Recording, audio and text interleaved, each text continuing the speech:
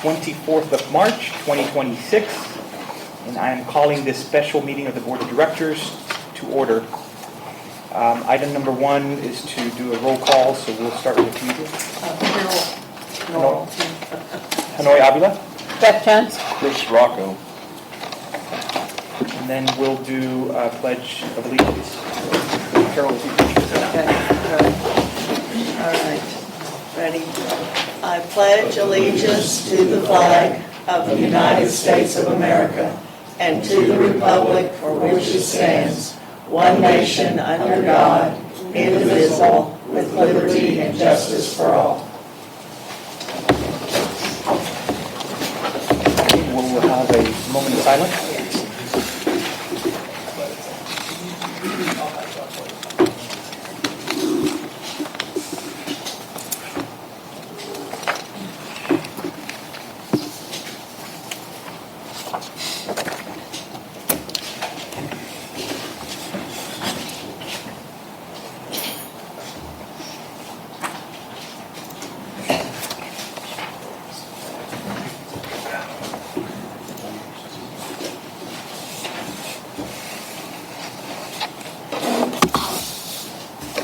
Right.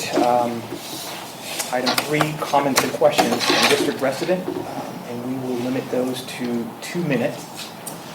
So can you take the... Sure, I can. I was going to make a comment. If there are comments or questions that are questions for the financial advisor, I might ask that you hold off on the public comment period and just wait until we get to the agenda, because when we get to the agenda, Corey Howell, who's your the district's financial advisor, is going to give a presentation. And I think, correct me if I'm wrong, but I think the idea is the directors were going to ask some questions, and then they were going to let members of the public also ask questions. So if your questions are specific to the bond discussion or to Corey, I might just ask that you just wait until he gives his presentation, and then you can ask at that time. We'll make sure you're able to answer. But otherwise, if there's another item that you want to address the public on, please feel free to do it now.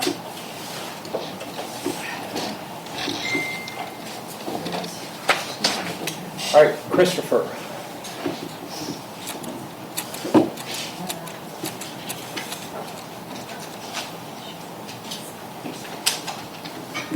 Can I hand out some papers since I don't think just one? Here, I'll take them if you want to start.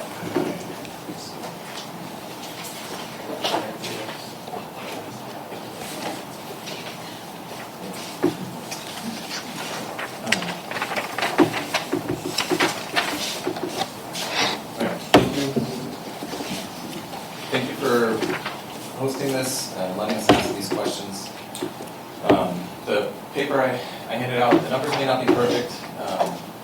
I think financial advisor will say that there's problems with some of those numbers, but so consider it illustrative of what I was hoping the board would ask their consultants to grade for them. And what it shows is that, historically we've always had a 6-month reserve calculated in operating expenses. And if you look at the budgets when Infomark was doing them, they would actually highlight that in the budget. Look at the 2019 budget, you'll see that 6-month reserve. This is the thing we do not want to go below, and you kind of see we were doing that. And then it started going up. And that's part of what I'm worried about, is that if you look at the audits that were finally posted, and you compare them with the budget, you'll see that there's the total net position on page 6 of each of them went up by $500,000, went up by $872,000. So this reserve that we have now of almost 14 months was an accident. This wasn't planned. This wasn't something you budgeted for. It's something that happened because you weren't doing the projects you budgeted for and raised taxes for. And if you look at many of those recent years, you went for the maximum, 3.5% to 3%, depending on if you got confused about what the limit was. You went for the maximum. You raised your taxes. So what I'm trying to show here is, have you asked what the self-funded looks like? I think it was discussed in October, but it was a lump sum. What if you spent all $3 or $5 million, you would go below the 6 months reserve. And I think Lisa, your accountant, said in the September meeting, 6 months was the minimum, which again, historically, how you treated it. 12 months is healthy. And I want to say even Cole said you can have a deficit budget. It's been many years since you've had a deficit budget, but when Infomark was doing your budgets, that was more common. So, do I need to speak? No, you just... I'm at time, okay. Yeah, sorry. Sorry, thank you. Thank you.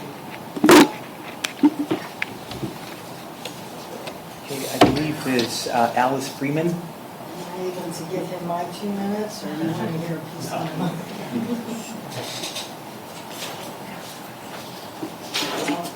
I retired last year, which is the only reason I'm able to come to this meeting and such. But part of the reason I didn't sell and move and all is because I thought the taxes and everything was reasonable and what was being done was fine.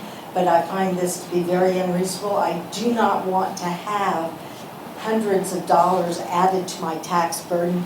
That is not going to benefit me. There is no reason to have to do this large bond initiative. Especially, I think you should ask or do a vote on it, just like the TNCs, because that's a very large amount. We'll be paying off this just hundreds of thousands of dollars in interest that there's no reason to do it at this time. Maybe in the future, but at this time, there's really no reason to take on this kind of financial burden. If this was your own finances, I don't think you would do that for yourself when there's a better alternative of waiting for the future. And I think he has explained how that works. Sylvia Lopez.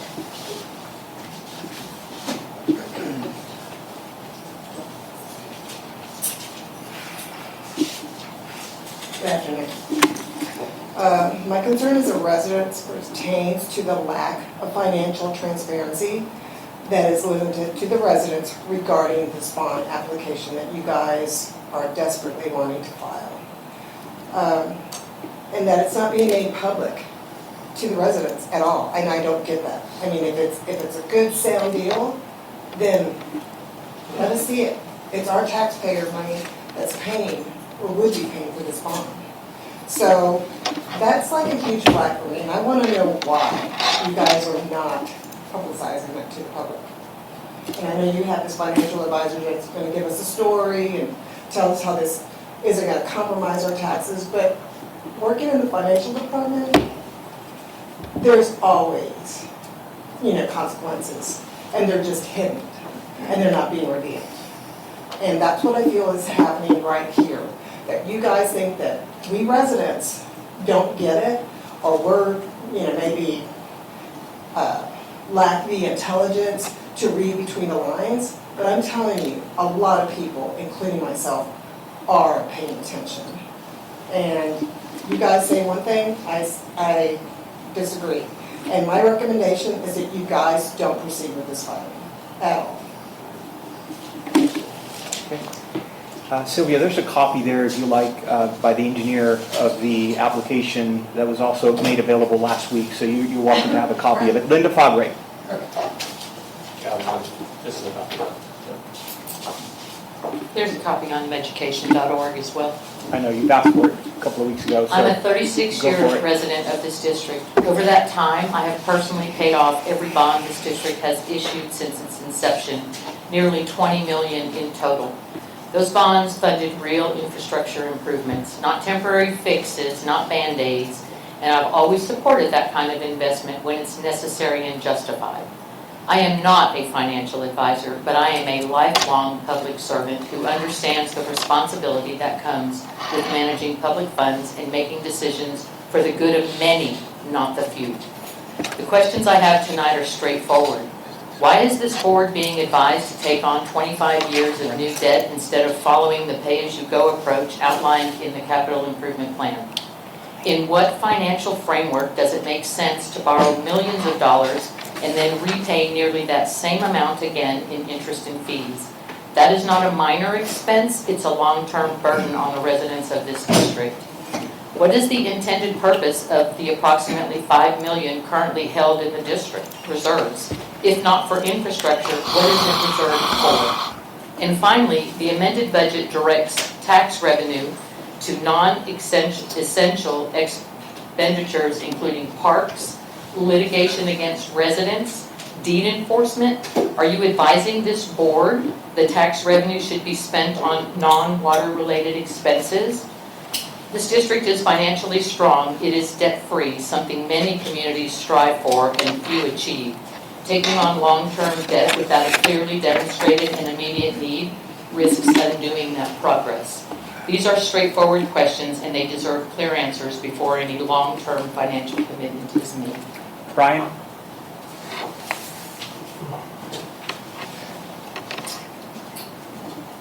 Hello. I'm one of the first residents of Lakeline Oaks, bought even before the roads were cut in. I did almost 40 years with the City of Austin. We deal with bond issuance exclusively, so I've got some experience there. I believe others definitely would be in attendance to this meeting if the time frame were more amenable. So many folks have to work in traffic and stuff, they just couldn't make it. Everyone I talk to, when we talk about this issue, people are confused. They're confused. They say, I haven't gotten very much information. I also haven't gotten very much information. So that's probably my biggest peeve, lack of communication. And it wasn't like that early on when I moved into this subdivision, this neighborhood. There was very good communication with Bud and others and stuff. We worked hand in hand. It was phenomenal. So I'm not sure what has changed over time.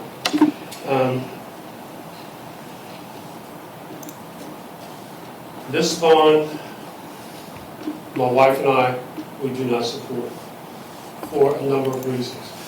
Earlier in our living here, the fee for the homeowners was a little bit more, well, anyway, the expenditures were very well publicized, documented, folks knew what was going on. So that's not happening right now. We do not support this. Please, we're hopeful that the board will consider the desires of the resident constituents. The voices are here. There will be more voices here if they had the opportunity. Please consider what we're asking. Thank you. Tina? My questions are for the financial advisor. Tom? Tomorrow, we use the assistant speaker.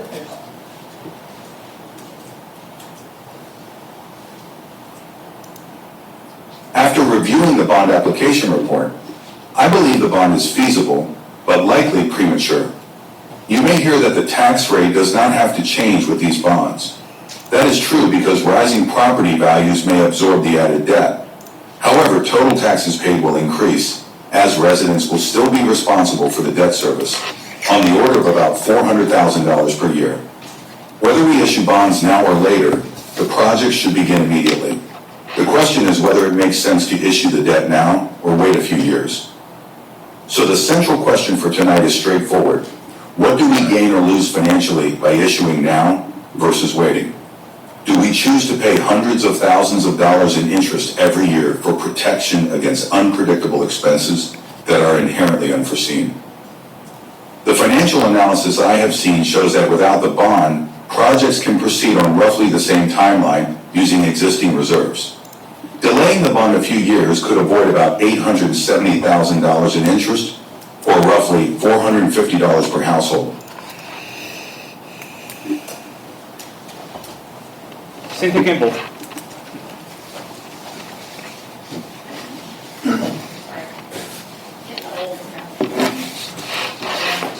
I'm Cynthia Kimball. I live in Lakeline Oaks. I've been a resident of the MUD for about 6 years. When you hire a financial advisor, they have a fiduciary responsibility to you to spend your money in the right way and invest it appropriately. You don't have to answer me right now because I only have 2 minutes and I'm very limited. I'm going to talk really fast because I'm a New Yorker. So, but I would like to know maybe if you could address what is your responsibility to our 2,000 households, and because I kind of wonder, like, if you're like, you know, the surgeon who says you need surgery. No offense, but she's a doctor. So, but you know, I mean, it's like, hey, do I need to replace my water heater? Yeah. So, I mean, I'd like to kind of know where you're coming from. How are these old bonds? I'd also like to know how these old bonds are still accessible. I know it's been brought up, but I'd like to hear what you have to say. And I'd also like to hear what you have to say, and I'd like to connect with you later. We might use you at Lakeline Oaks to help pass some information and educate us.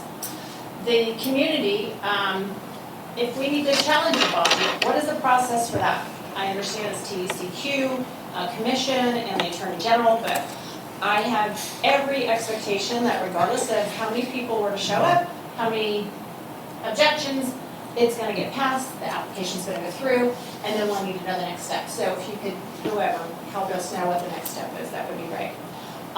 If there is 6 to 12 months in reserve, I'm conservative, so 12 months is great. We still have 2.4-ish plus $2.6 million left. So how is that, I'm interested in knowing, how is that being fit into the budget before we tap into bond money? So how much, 10 seconds? You're off. Oh, 1, 0? Okay, I'm out. All right. Thank you. 0, 1, 0. Magdine, please, you can come up. Dean? Meg. Uh-huh. Sorry, did I mispronounce your last name? Can you state your full name? Yep.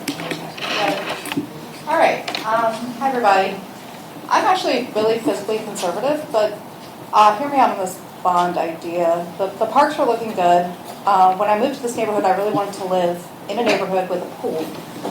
Because of the parks and at the time I had young children and because of all the playgrounds available, I decided to move to this neighborhood, and I want other families to continue to do that in the future, which means maintaining the parks, it means maintaining critical infrastructure, obviously, so that we don't end up with some kind of major expense due to an emergency of our mature infrastructure. I think everyone's in agreement about that.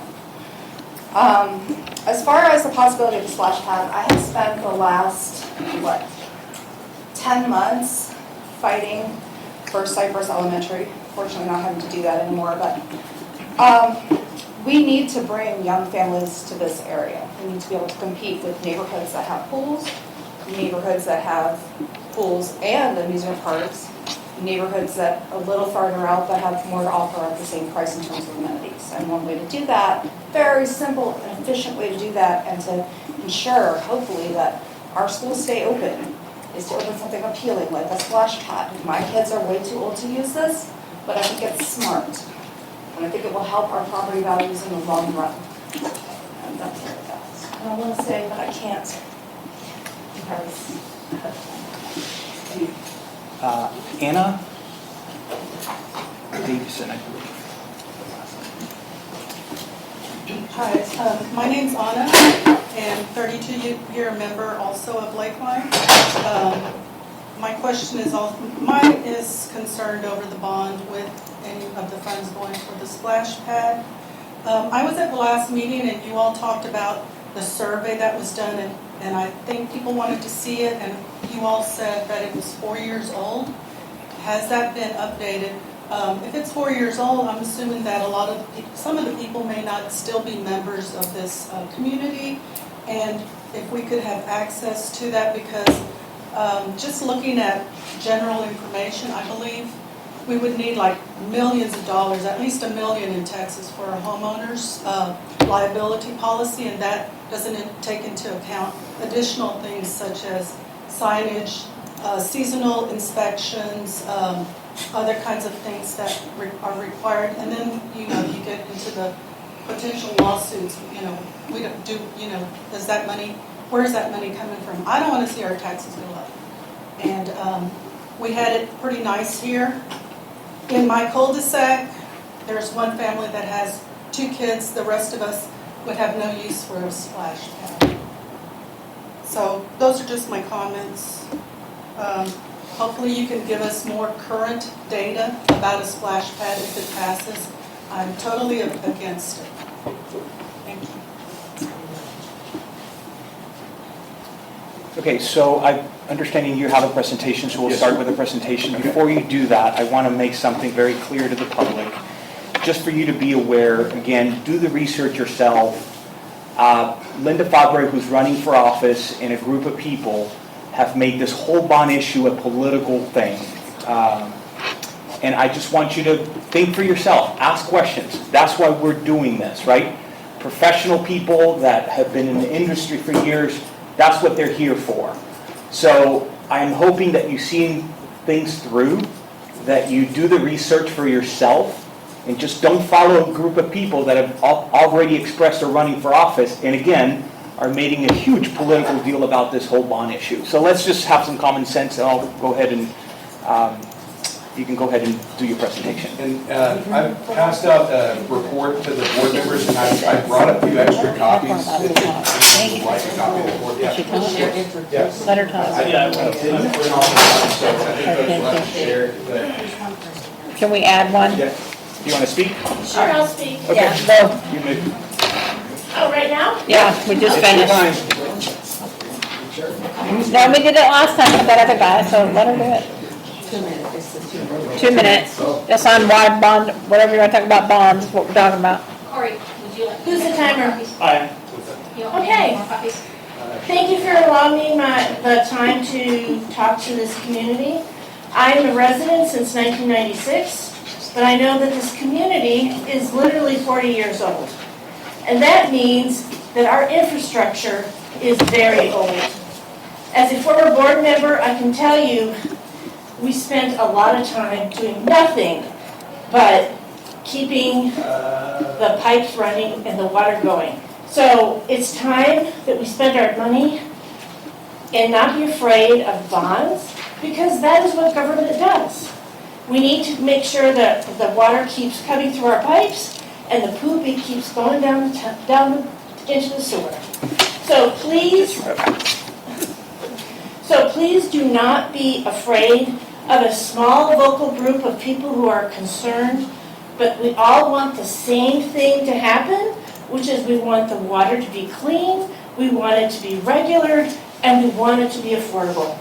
Please keep the water going. Thank you very much. I think she's making a few more copies, so we should be able to get everyone a copy of the report. Corey, let me introduce you quickly. Yeah, I was going to introduce myself. I'm Okay. Corey Howell. I work with a firm called the GMS Group. We're an investment bank. We've got a public finance practice of which I'm a part. We've got an underwriting trading desk and brokerage services. I represent, my group represents approximately 190 special districts in the state of Texas. Most of our business is in the Houston area. We do have about, I would say, 12 districts up here in the Austin area. And so this is what I do for a living. I am hopeful that I can help maybe calm some of the concerns that have been brought up by all you guys, which are all valid concerns.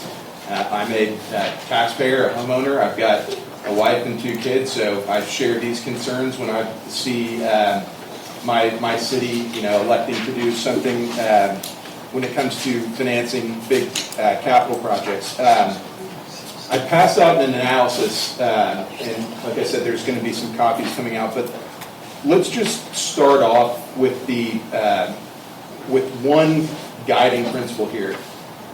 There's an item on the agenda tonight for the board to consider adopting a resolution authorizing the application of projects and bonds to TCEQ. If the board decides to do that, they're not taking any irrevocable action. Just by submitting a $5.81 million bond application to the TCEQ does not tie the district's hands in terms of, hey, now you have to go forward and sell that bond issue. I've received a lot of emails. I've responded to some of those emails. Frankly, I didn't have time to respond to everyone's, but hopefully we can address all the questions tonight. One of the recurring themes from some of you guys has been, can the district do a combination of a pay-as-you-go plan and bond financing these projects? And the answer is yes. Yeah, absolutely. Yes, we do have a healthy reserve in the general operating fund, a 12-month reserve. One of the questions that came up was, here's some. Thank you, Cole. It's a 2-pager. Sorry, I've got ADD. I lost my train of thought. Yes, we can do cash and we can do bonds. There's nothing that says we can't do both of those things at once. So let's fast forward to 4 months down the road. The TCEQ approves this bond application. even when they approve the bond application. We still have the ability to make that decision in terms of, do we want to spend some money out of the general operating fund reserve to help pay for some of these projects with cash on hand and bond finance the rest. That can all be, those decisions can be made at a later date. One of the questions that was presented to me was on what basis have I recommended a 12-month reserve? And I will tell you that it is a generally acceptable standard for municipal utility districts that are in the business of operating or maintaining some aspect of a water and sewer system to maintain that type of reserve. There's nothing by law that says that we have to. I mean, we can dip down below 12 months, no doubt about it. The thought process on maintaining a 12-month reserve is severalfold. One aspect is, in the event that there is an unforeseen, bust in the system, and I'm not an engineer, so, a widget breaks, and that widget costs a lot of money. Well, you want to have the cash on hand to be able to go out and say, hey, engineers, let's fix this problem, design, whatever needs to be designed to address the issue. That's one principle. The other is more of a matter of finance. So if we are going to go down the bond route, whether it be 5.81 million bonds or whether it be a lesser amount, we have two big stakeholders that we will face when we come to the bond market. One of which is the rating agency, whether that be Standard & Poor's or Moody's Investor Service, and the other one will be the bond insurance companies. Let me talk about who those people are and why we need them. The rating agency will provide the district with what's known as an underlying rating. This district has, a considerable amount of taxable value. We've got, good reserves in our general operating fund. We've got a low tax rate. We've got no debt outstanding. Even if we sell all these bonds, we'll have what's known as a direct debt ratio that is very low, which is a key metric that the rating agency looks at. And we will, no doubt about it, be able to get an investment grade rating. The last time this district sold bonds was back in 2011. It issued a series of refunding bonds, similar to what you do if you refinance your mortgage. You've got old debt that's outstanding, and you replace it with new debt at a lower interest rate, and you save interest costs on yourself. MUDs can do the same thing. When the district sold that bond issue, the district received an A1 rating from Moody's, which is the Standard & Poor's equivalent of single A+. That's an outstanding credit rating, and probably puts Williamson Travis County as MUD number 1 in the, I would say 95th percentile. Not a lot of districts ever make it up to the A1 category. The reason we get that rating is because it allows us to borrow at lower interest rates. What it also does is it expands the pool of prospective underwriters who would be willing to bid on the district's bonds whenever we do come to market.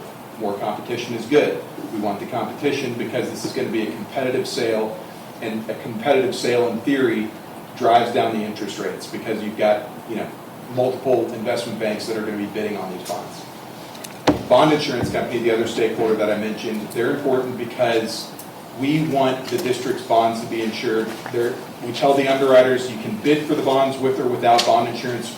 We the district, don't care because the cost is borne by the underwriter, not by the district. We just want the lowest, what's known as the lowest net effective interest rate. These bonds, whenever they do sell, they will be bought with bond insurance because the premiums on the bond insurance will be so cheap given the district's creditworthiness.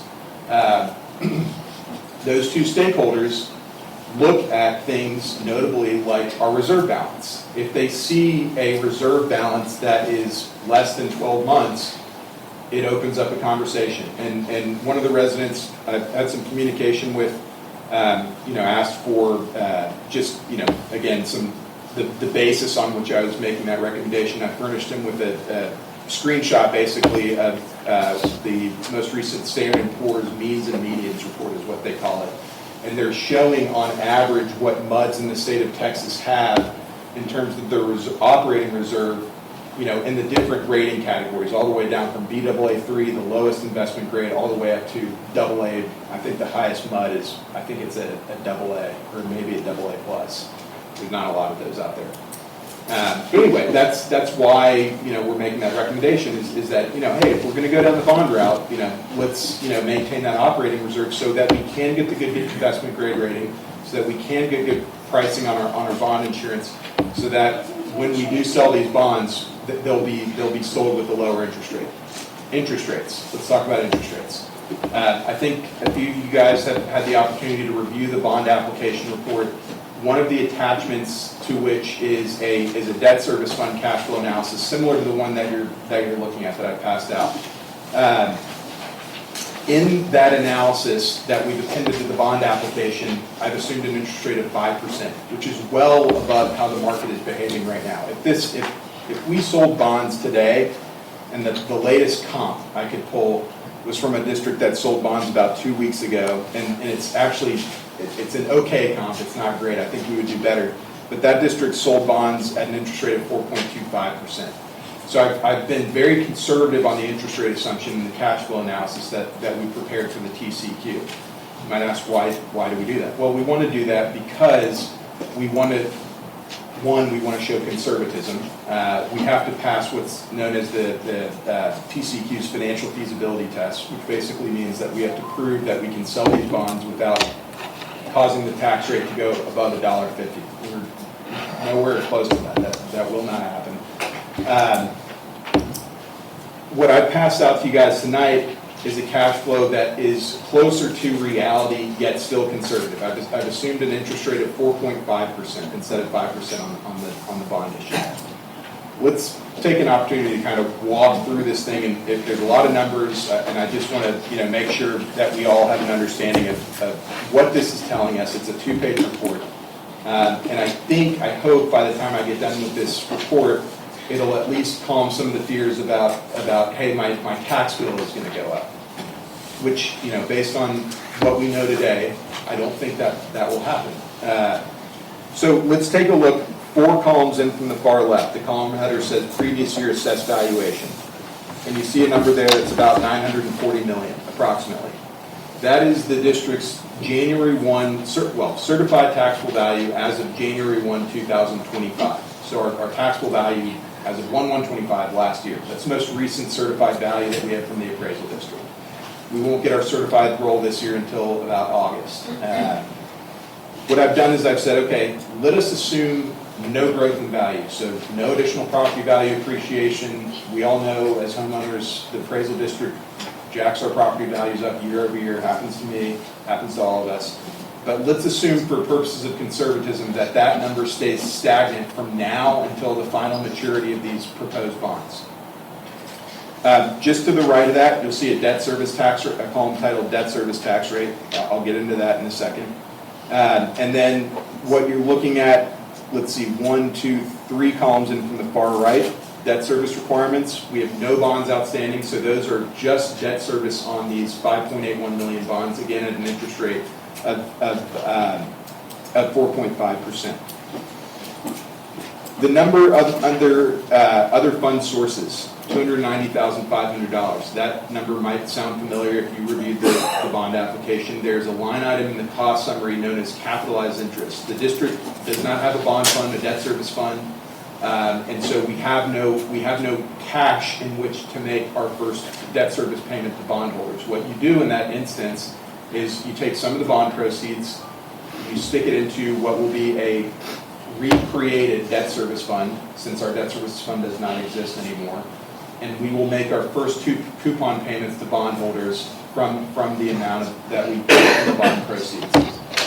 What that does is 2 things. One is, primarily what it does is it flips the pressure switch on the debt service tax rate in the first year after the issuance of the bonds. What do I mean by that? We've got a total tax rate right now, and it's solely dedicated to the operations and maintenance tax. When we sell this bond issue, and whatever amount it ends up being, our total tax rate will have 2 components. It'll have the operations and maintenance component that we currently have, and it'll have a debt service component. That debt service tax rate and the operations and maintenance tax rate, that'll sum up to, and I'll get into this, but it'll sum up to the total tax rate. But what the capitalized interest does, one, allows us to make our first couple coupon payments or interest payments to bondholders, and two, in the first year in which we're levying taxes, it gives the district some cushion so that it's not immediately, having to, hey, let's levy the debt service tax rate up to what it needs to be right away, because we have the cash to make those payments to our bondholders in the first year. And you can see that reflected in the debt service tax rate column. So right now, we've got a 0-cent debt service tax rate. In year one, after the bond issue sells, we would need 1 penny for a debt service tax rate. Then it would have to go up to 4 cents, and then it ultimately caps out at 4.2 cents. You might say, well, how do you arrive at 4.2 cents for a debt service tax rate? What makes that work in this cash flow? I would direct your attention to the far right-hand column. The column is titled Reserve Balance.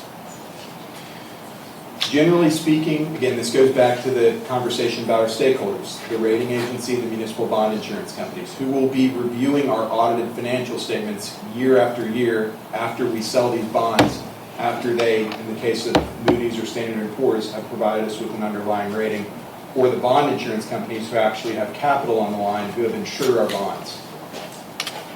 They will want us to have a reserve balance that is approximately equal to 25% or greater. The reserve balance is simply a function of the projected ending balance in the debt service fund, the column just to the left of that, over, as the numerator, over the subsequent year's debt service requirements as the denominator. And again, we want that number to be 25% or more. And so that 4.2 cents is what I've arrived at in order to generate those types of reserve balances year over year. Now, when you get down, this isn't exact. Remember, we've got a bunch of assumptions in here. This is a projection at this point in time. But we won't get to, when we get to a point where we've got, 30, 35, we're talking about 20 years from now, and we won't have that type of debt service tax rate. This is just showing you, hey, approximately this is what we'll need for debt service. Keep 4.2 cents in mind and flip with me to the next page of the analysis. This is a very, very simplistic look at the district's budget. And what I'm trying to accomplish here is, given our budgeted revenues, given our budgeted expenditures, what type of maintenance tax would we need just to make ends meet in the operating fund? In other words, what O&M tax rate allows us to simply balance the budget and do nothing else? So up at the top of the schedule, you can see that certified taxable value as of January 1, 2025, on which some of the calculations at the bottom are predicated. Total revenues, we've got budgeted revenues of about $5.29 million. We've got maintenance taxes budgeted of just under $2.5 million. And so what I've done is I've said, okay, take the maintenance taxes out of the total revenues, and what are our non-maintenance tax revenues, or our system-related revenues, if you will. And that's about $2.8 million. Down below that, you can see the total expenses. We've got those budgeted just under $5.1 million. What I've then done is I've backed out the capital expenditure line item from the budget. Capital expenditures, as you guys all know, that's a one-time, non-recurring fee. So what I'm trying to arrive at is, what are our normal annual recurring operating expenses? And so this, just based on budget data, around $4.7 million.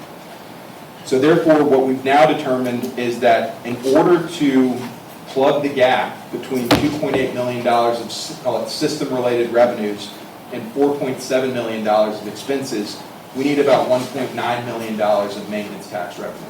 What we know is we've got $940 million of certified value, and so therefore we need a 21-cent operations and maintenance tax in order to generate that amount of revenue. I've rounded it up. It was 20 point something cents. I just rounded up to 21 cents for a round number. Okay, so now we've got two numbers. We've got two tax rates. We've got 21 cents for our no-growth maintenance tax rate, just to balance the budget. And we've got 4.2 cents for a projected no-growth debt service tax rate, just to make it meet in the debt service fund and keep that comfortable reserve, which sum up to 25.2 cents. In 2025, the district levied a 27.34 cent total tax rate. 27.34 being greater than the number 25.2 that we just calculated in both of these analyses. What does that tell us? It communicates that we will have the ability to shift those 4.2 pennies out of the maintenance tax, which is, again, all that 27.34 cents, give it to our debt service tax rate, and still have, 2.14 cents of cushion to, that, to do whatever with. I don't know what we'll do with it, but what it communicates is that knowing what we know right now and given the assumptions that we've used in these projections, that there's nothing to indicate that issuing even the full bond amount would cause the tax rate to go up. Again, this is going back to some of the concerns I've got over email, some that I heard in the public comment period. We can't control what the appraisal district does. Our only lever is the tax rate. And what we know, again, is that issuance of these bonds on a no-growth basis would not cause the tax rate to go up. I think that's responsive to a number of questions. Would you like me to just pause, or do you want me to keep? That's kind of the analysis. Do you want me to do Q&A? There are a few other comments that came up. I guess I can just try to address all this at once. One of which was my fiduciary duty to the district. My firm, the GMS Group, does have a fiduciary duty to the district, a duty of care and a duty of loyalty. I'm not going to go into depth on what that means. Did you say loyalty? A duty of loyalty and a duty of care, and those are regulatory terms, legal terms. When my firm was engaged by the district, we provided the district with what's known as the MSRB Rule G42 letter, the Municipal Securities Rulemaking Board.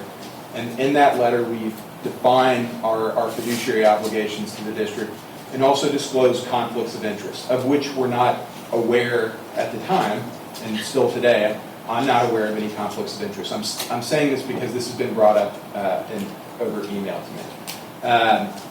There is an inherent conflict of interest, and that is when the district sells bonds, that's when my firm earns a fee. And so to the extent the district sells more bonds, that means my firm's fee goes up because it's a variable cost of issuance. That's disclosed in our G42 letter. By promoting more bonds, I would be in direct conflict of, by promoting more bonds unnecessarily, I'd be in direct conflict with the fiduciary obligation that I have to the district. Just not how I conduct myself as a businessman. I'm meeting you guys for the first time tonight. I'm not expecting anyone to take my word for that, but it's just not how I conduct myself. My analysis is predicated really on the first step of the process, which is the identification of a need, which principally is going to come from the district's engineer. Hey, we've got an aging. So you don't identify the need? No, So you're ma'am. not really a financial advisor, you're more of a bond salesman? I mean, I'm just trying to get it right in my head.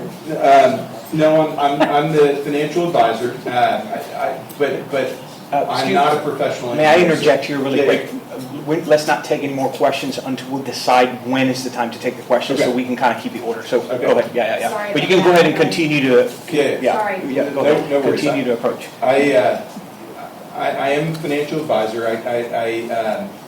What I'm not is a professional engineer. So all I know is that water flows downhill and you got to treat the poo-poo before it goes into the stream. That's my knowledge of civil engineering. And so I rely on our professional engineer to make the determination of, hey, we've got an aging utility system, and that aging utility system needs some rehabilitation.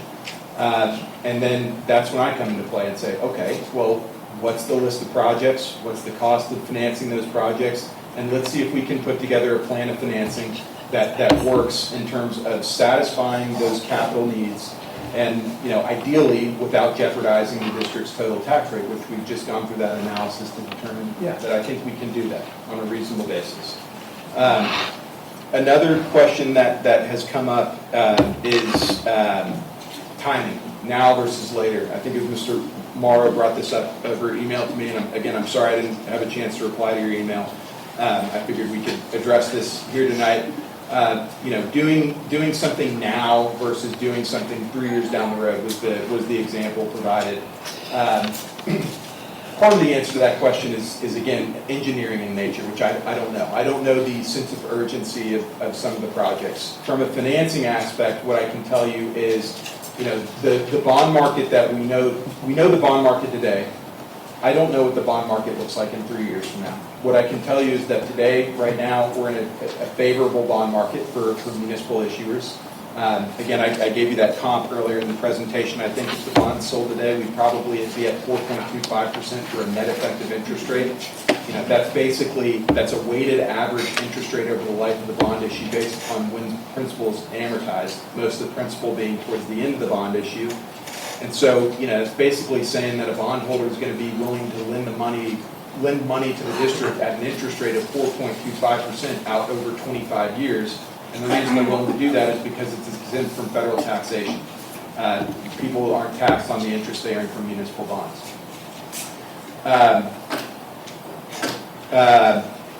So now versus later, I know today's market, I have no clue what the market looks like in 3 years. And so, if the board said, well, we don't know if we like 4.25%, okay.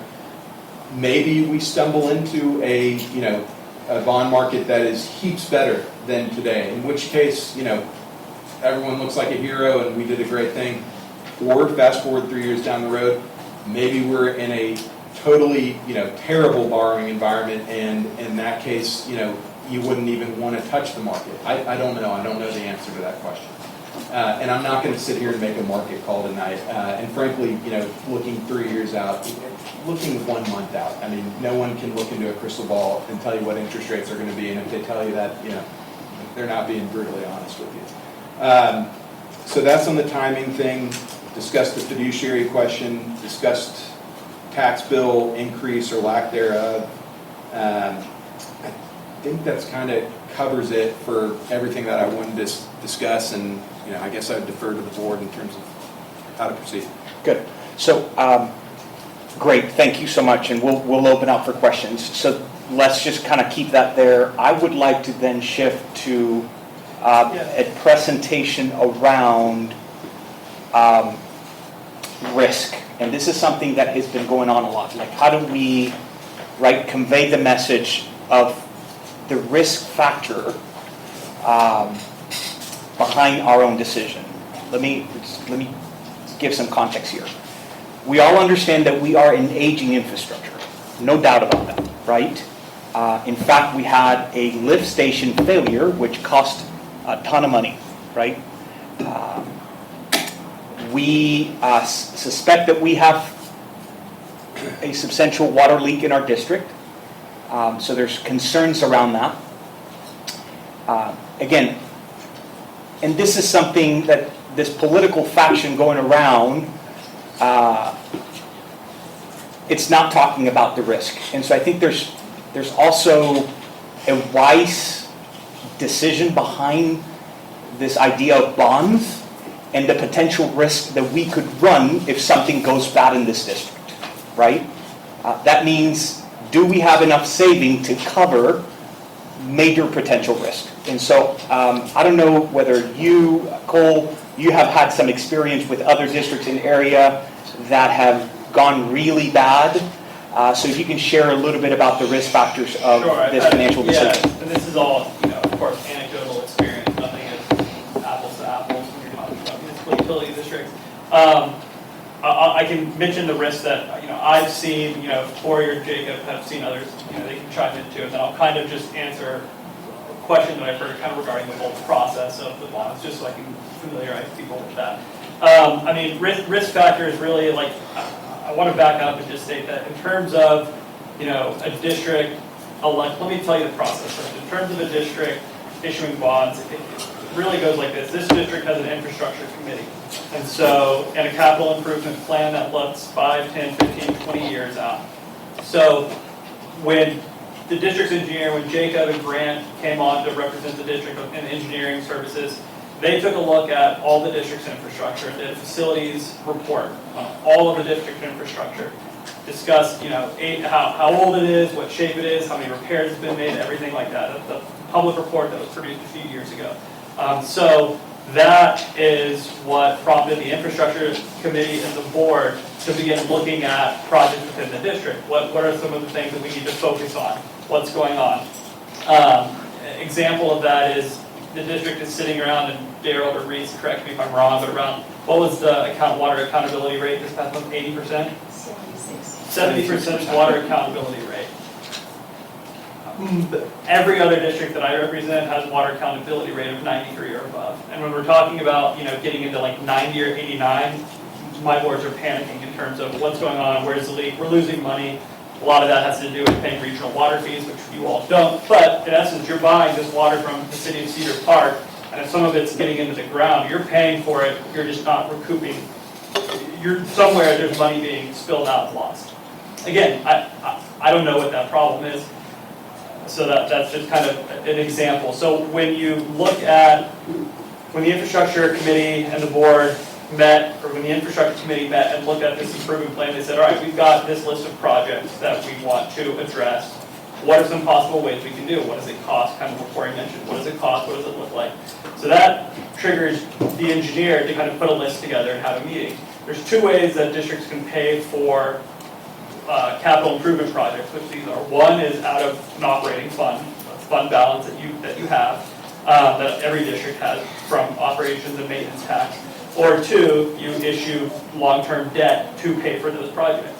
There's no right way or wrong way to do it. Those are just the two options. So when the infrastructure committee came to, Brant and said, or Jacob and said, let's look at these projects. What's the estimate of cost? What do we think is needed? It wasn't the board or Corey or me or someone just saying, hey, let's throw a lift station in there and you need to do this. We're not engineers. We leave that work to the engineer to identify. They're much better suited to identify, aging infrastructure, what's been band-aided, what needs repairs, all that type of stuff. So that triggered the engineer to kind of put that list together. And then when you go into looking at what things cost, what projects cost, then you're presented with the opportunity to look at it. You can pay it out of operating or you can pay it out of bonds.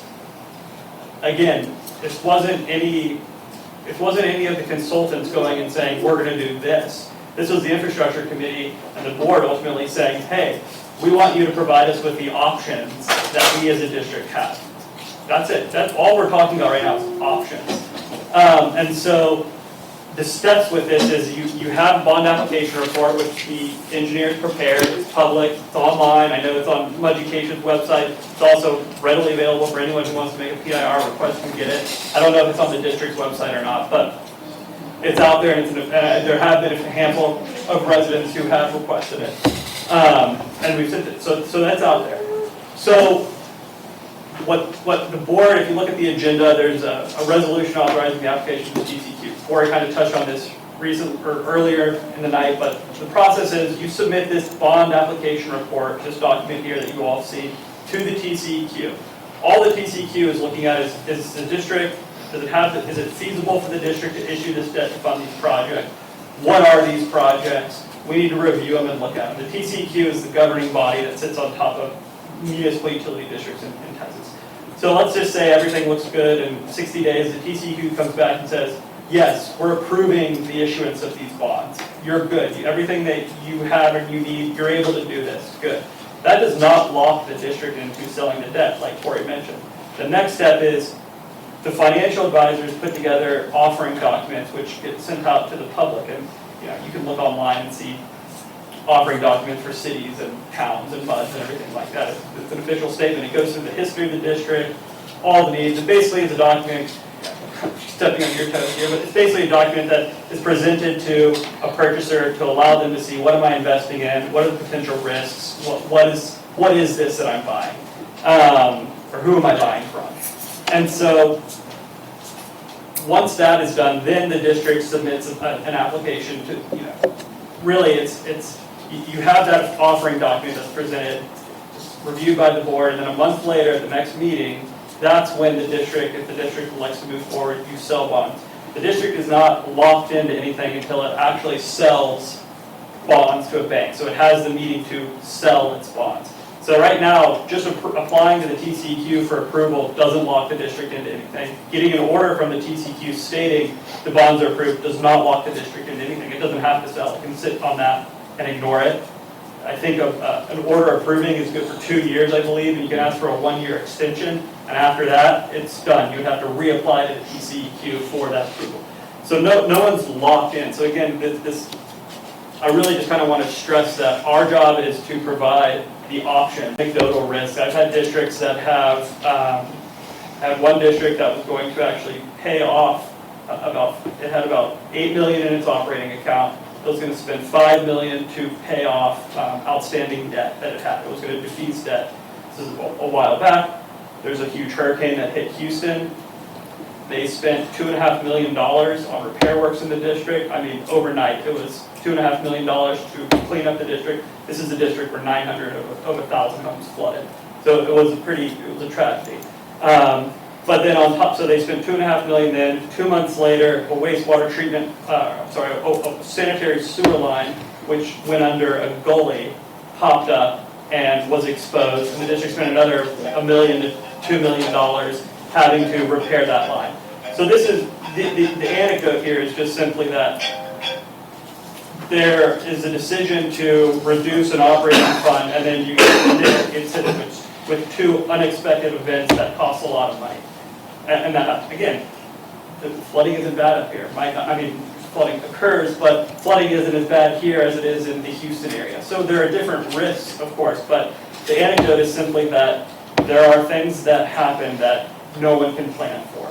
And so, you know, the idea of if a district were to spend, if this district has, I'm using round numbers because I don't have them in front of me, I don't want to misquote them, but if the district has $5 million in its account and it has $4 million worth of projects and it spends that money out of its operating account, that's great. On paper, it has that. That leaves $1 million to pay for everything throughout the rest of the year for, you know, the consultants, your day-to-day maintenance on projects, because maintenance doesn't just stop, but your day-to-day maintenance on projects.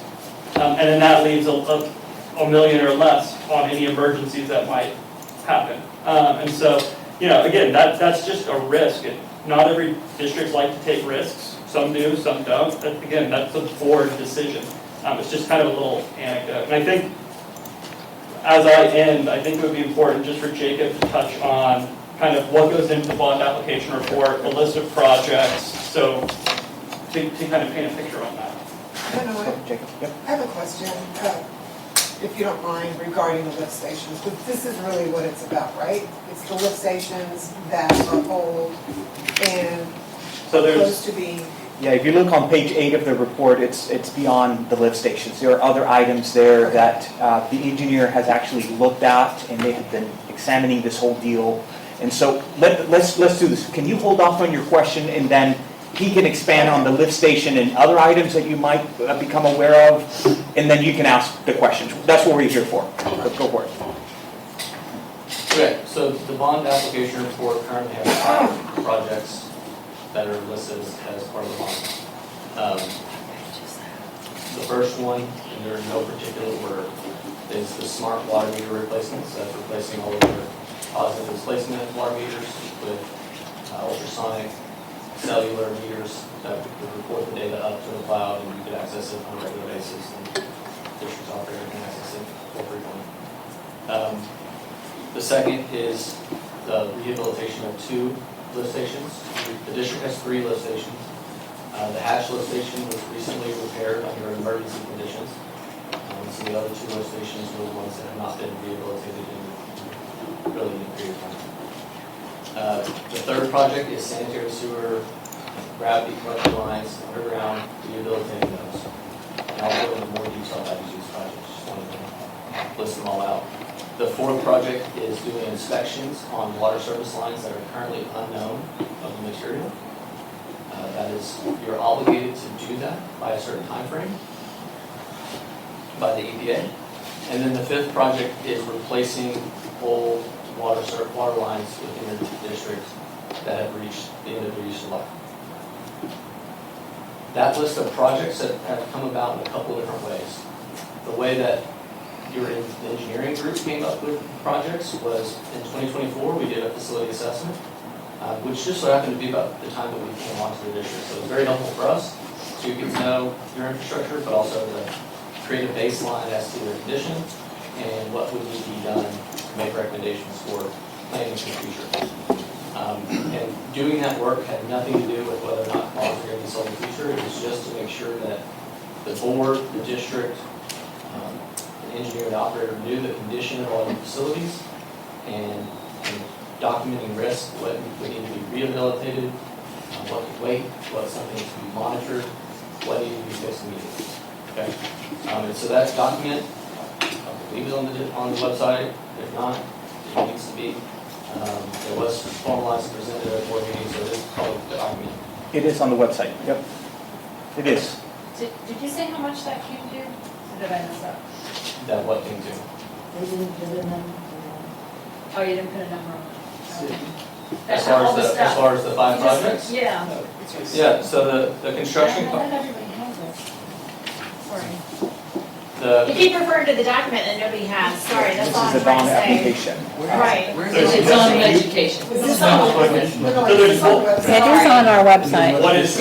What document are you looking at? There's multiple documents that we're all referring to. Talking about the bond application. This is That's right the here. bond application. Yeah. We're on the website. It isn't on the website. Okay, can we allow him to continue, let him finish, and then we can direct you where the document has been uploaded to?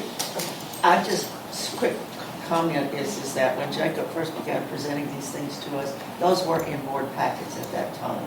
It isn't that we've not ever seen those numbers, but we have had some of that at times there. Go ahead. I'm just making a list of things that need to be on the website or that the district thinks are on the website. It should be the facility assessment that was finalized and presented in 2024 and the current draft of the bond application report. Okay. I'm checking it. So, So to answer your question, Ms. Kimball, you it's asked, 1.5? Can we not address questions for the moment? Complete your report, and then we can go back and ask questions. the 5 projects that I summarized for you all that are part of your bond application report, the total construction cost for those jobs, that is an estimate, was $4.988 million, or to be specific, $4,988,665. Again, that is the estimate as to what we think those 5 projects would cost, including the cost, there's contingency associated with each job, because there's some inherent unknown that have not been designed yet, as well as the cost to prepare the engineering documents necessary, the professional services associated with these projects. Going back to when we kind of came up with these projects, when we did the facility assessment, we went and watched each facility, took photos, looked at conditions, discussed with the operator about what was working, what wasn't working. Which again, in that facility assessment, we included the photos, we included what we found, what we saw. And from there, we also created an inventory, a very simplistic asset management plan, where we listed each piece of your infrastructure in your water system, and we broke it down by each neighborhood, each section of development. We listed the linear footage of water line, the number of valves, the number of hydrants. For your sewer systems, we listed the linear footage of sewer lines based on size, number of manholes, and then for your storm sewer, similar concept, pipe, inlets, manholes. And then we listed your parks and your water quality ponds and scenery walls. Basically, all of your infrastructure that matters to engineering from a water sewer drainage perspective. We put in the year they were built. Right? And if there was a more recent rehabilitation or replacement year, we then replaced it with that. So we were just trying to create a baseline as to how old your infrastructure was. From there, we also gave it an assessed rate, like, is it in perfect condition? Is it in terrible condition? And we compared that to what a normal service life of each component would be. These are all assumptions, right? And in Houston, a lift station pump might last a certain amount of time, and in Central Texas, it might last a certain part of time. In the same neighborhood, a lift station pump might last 7 years versus 10. There's a lot of variables that come into play. These are all just assumptions, looking at a long-term asset management plan. So we had real-life conditions. We had assumed lifespan and age of infrastructure. And then we also, from there, cultivated a list of projects based on perceived risk. if a lift station fails and can no longer pump wastewater, that has more inherent risk than if a pond isn't perfectly sloped and maybe accumulates silt at the downstream. Okay, but both things are noted. And from there, we made a list of projects that we thought had higher priorities based on the risk assessed to those projects, and put those in the 5-year capital improvement plan that was presented. And we laid those projects out over the 5-year window as to a time frame that we thought made sense. From, you don't want to go tear up the whole district at one time doing 5 different projects. From y'all's perspective, from a financial perspective, from a contractor availability perspective, from a, we can't just turn your lift station off and you guys just hold it for 6 months while we fix things. So we timed out these projects in a way that we thought made sense from all those perspectives. And the number 2 projects were the lift station rehabs. Okay, I think that those would have been the number 1 recommended projects here, regardless of the hatch failure that had happened just prior. I'm sorry, what were they? Those 2 projects would have been the Sunchase lift station rehab and the Nagama Sunchase lift station rehab. At the time, they were being treated as kind of 2 separate projects. Based on the size and scope of the project, packaging them together in one issuance to the contracting community makes sense, and that they would go work on one lift station and then proceed to the next.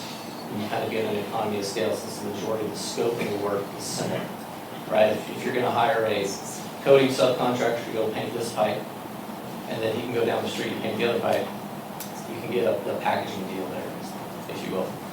So in the bond application, those 2 projects are lumped into one as a lift station rehab project for both facilities. But at the time of the facility assessment, they were separated. Those were the highest risk prioritized project out of all of the projects we could come up with in the district because of the need and the severity of if the lift station failed, but also due to the fact that the hatch lift station had just had an emergency failure and a surcharge on what it costs to fix due to that emergency. So the sanitary sewer rehab, because a large portion of your district sits over the Edwards Aquifer Recharge Zone, you're obligated by the TCEQ to go video these sewer lines every 5 years. Period. We would all hope that we could video these lines every 5 years and there's nothing in it other than just clean pipe, right? That's just not the reality of it. The last time these sewer lines were televised was in 2020. There was some repair work that was done at that time. It wasn't treated as really one big sewer rehab project. It was more one-off little thing here, different contractors do small repairs. So we did do that work in 2025. A contractor went around your neighborhood and popped every manhole lid and ran a camera through all the lines and submitted videos to us based on the and we reviewed them. The results that we found was there was a series of things that need to be rehabilitated. There's tree roots, there's pipes that have sags that are holding water, there's joints that are slightly dislodged, manholes that have been corroded and kind of exposed to aggregate. There's a litany of issues that you could do one-off. You could package as one larger project and have a contract go do it all at once. So that's what makes up the sanitary sewer rehab project, which again, you're obligated to video, but you're also, once you see an issue, you're obligated to fix in a timely fashion. Again, the TCEQ, the governing body of environmental quality, isn't super fond of having problems in your wastewater system that sits above the Edwards Aquifer. So that's prioritized risk project for us. The service line inspection, this is a push from the EPA that's been coming down on public water systems for a period of time now. There's been kind of long time frames to get in compliance, if you will, but essentially it started with creating an inventory of your service lines. This is the line from the public water main all the way to your house. It's considered the service line. Part of that is the district's line, part of that is your line. So the meter kind of creates that separation boundary. The EPA wants to know, is there lead in your service line? And so the majority of the district was built after a time which the state of Texas mandated no lead service lines. That's great. That was an easy way to swipe out a majority of the district and say, it's pretty safe to assume that there's no lead in those lines. There's Some of the earlier sections, I think Anderson Mill West 1 through 4, and section 10A, I believe, were built prior to that date. And to this date, we don't have any data without going out and digging it up to see what the line is to validate that it's not lead. We don't have any data that says it is lead. We just don't have any data that says it's not. So right now it's classified as unknown. But there is a timeline in which case we do need to confirm what it is. And so the project to go inspect each of those unknown locations to confirm the service material is what makes up that project for the service line inspections. You are going to have to do it. It's November 2027. And then have a plan. If the line is identified to be something that needs to be replaced, you will then at that point have to have a replacement plan to get it done. The fifth project being the water system replacement, that will not replace the entire water system. You guys have a very substantial water system. But like I said, when we laid out all of the lines that were built with the years and an assumed service life, which I believe for pipes and valves and hydrants, we kind of assumed about 40 years. The majority of your district is PVC pipe, which is great. Definitely lasts longer than some of the pipe systems that were put in place, in the 70s, which a lot of were asbestos cement. So you've got the really good useful life. For example, Anderson Mill West Section 1 is 42 years old, and Section 2 is 40. And so based on the asset management plan that was put in place, those lines are kind of at the end of that useful life where we should probably start planning about doing a replacement. That's what that quantity of money in the bond application is for. What I'll kind of caveat is we haven't identified from this house to this house yet. And in order to do that, I think there's some further investigation that should be done. Part of what I want to do is work with Infomark and see if we can pull maybe 5 years of historical data from where service line repairs or leaks have been noted, geolocate those on a map and see if there's any areas of high density that we've had recurring leaks. We could also do kind of a more broadcast leak detection survey using various equipment and kind of isolate zones to see where you might have areas that have more leaks. That data accompanied with kind of understanding at some point it's going to fail just due to age. Right? We can't assess the quality of the water line underground really any other way. We have to make an assumption and we have to use the data that we have, which is leaks, either known leaks and repairs or looking for leaks using acoustic software. That's what makes up that project, right? That one is, when we did the CIP in 2024, that was lower on the list. And at the time, we even had kind of a write-up in the asset management plan about, yes, some of these sections are nearing their useful life, but before we pull the trigger on that project, we should look at more applicable data in real time as to, are they breaking in some? Are they not? And if so, then we kick the can down the road. That is where that project comes from. So I think it's important to note that both Corey and Cole mentioned, by just submitting this application doesn't obligate you to sell the bonds. It gives you the permission to sell the bonds. At which point the board can make a decision on do they sell the whole 5.8? Do they sell a portion being the lift station to the sewer rehab and curtail the remaining authorization for a couple years later while we do leak detection and service order mapping? That makes sense. So I know, Tom, you had submitted quite a few questions about, are we actually looking at a risk-based assessment? I'm sure there's additional levels of risk assessment that can be done, but there's at least, we have done something, and I hope that helped answer your questions.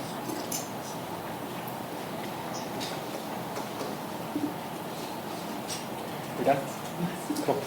I want to go back to the board before we allow for questions. Chris, do you have any comments or any questions to the engineer, financial advisor, attorney?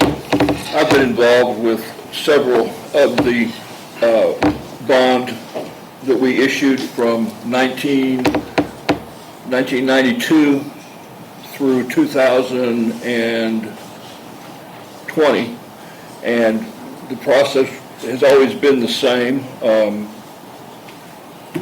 we felt that at each time that was the way we were going to finance the work that was being done. Some of the questions that I've heard being mentioned, that like we're going to use the money to spend it on splash pads. We can't do that. It's against the law. We're not going to do that. And another thing, I don't know if everybody realizes, this assessed value for the district, they have it not going up. We have tried real hard since I've been on the board, since 92, the tax rate would be lowered each time the assessed value of your home went up. We tried to keep the average increase, and by average, it's kind of a weighted average. The more expensive houses saw more of an increase, but the average home saw $100 a year tax increase was the average increase that we saw. So even though tax assessed value went up, your board lowered the actual rate to make sure that the average district taxpayer saw, it was like $9 a month that your taxes went up. I think there's been some confusion about that. But other than that, I don't have anything else.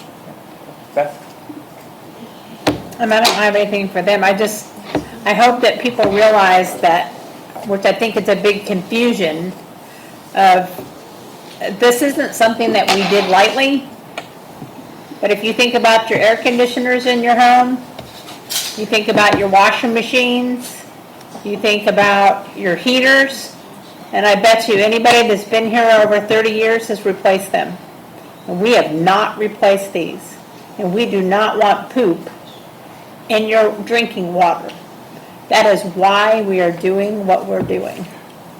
And we don't want to make emergency repairs are always more expensive than a Yes. planned repair. In the middle of the night, asking somebody to come out, either the heat of the summer or the cold of the winter, this is a way where we will have economies of scale. If we're going to be doing lift stations, they could even be doing them at the same time. We could have a big company come in here, and rather than doing one and then doing the next one, they could be doing them at the same time. So planning them this way is a lot better than calling somebody out in the middle of the night to do a repair.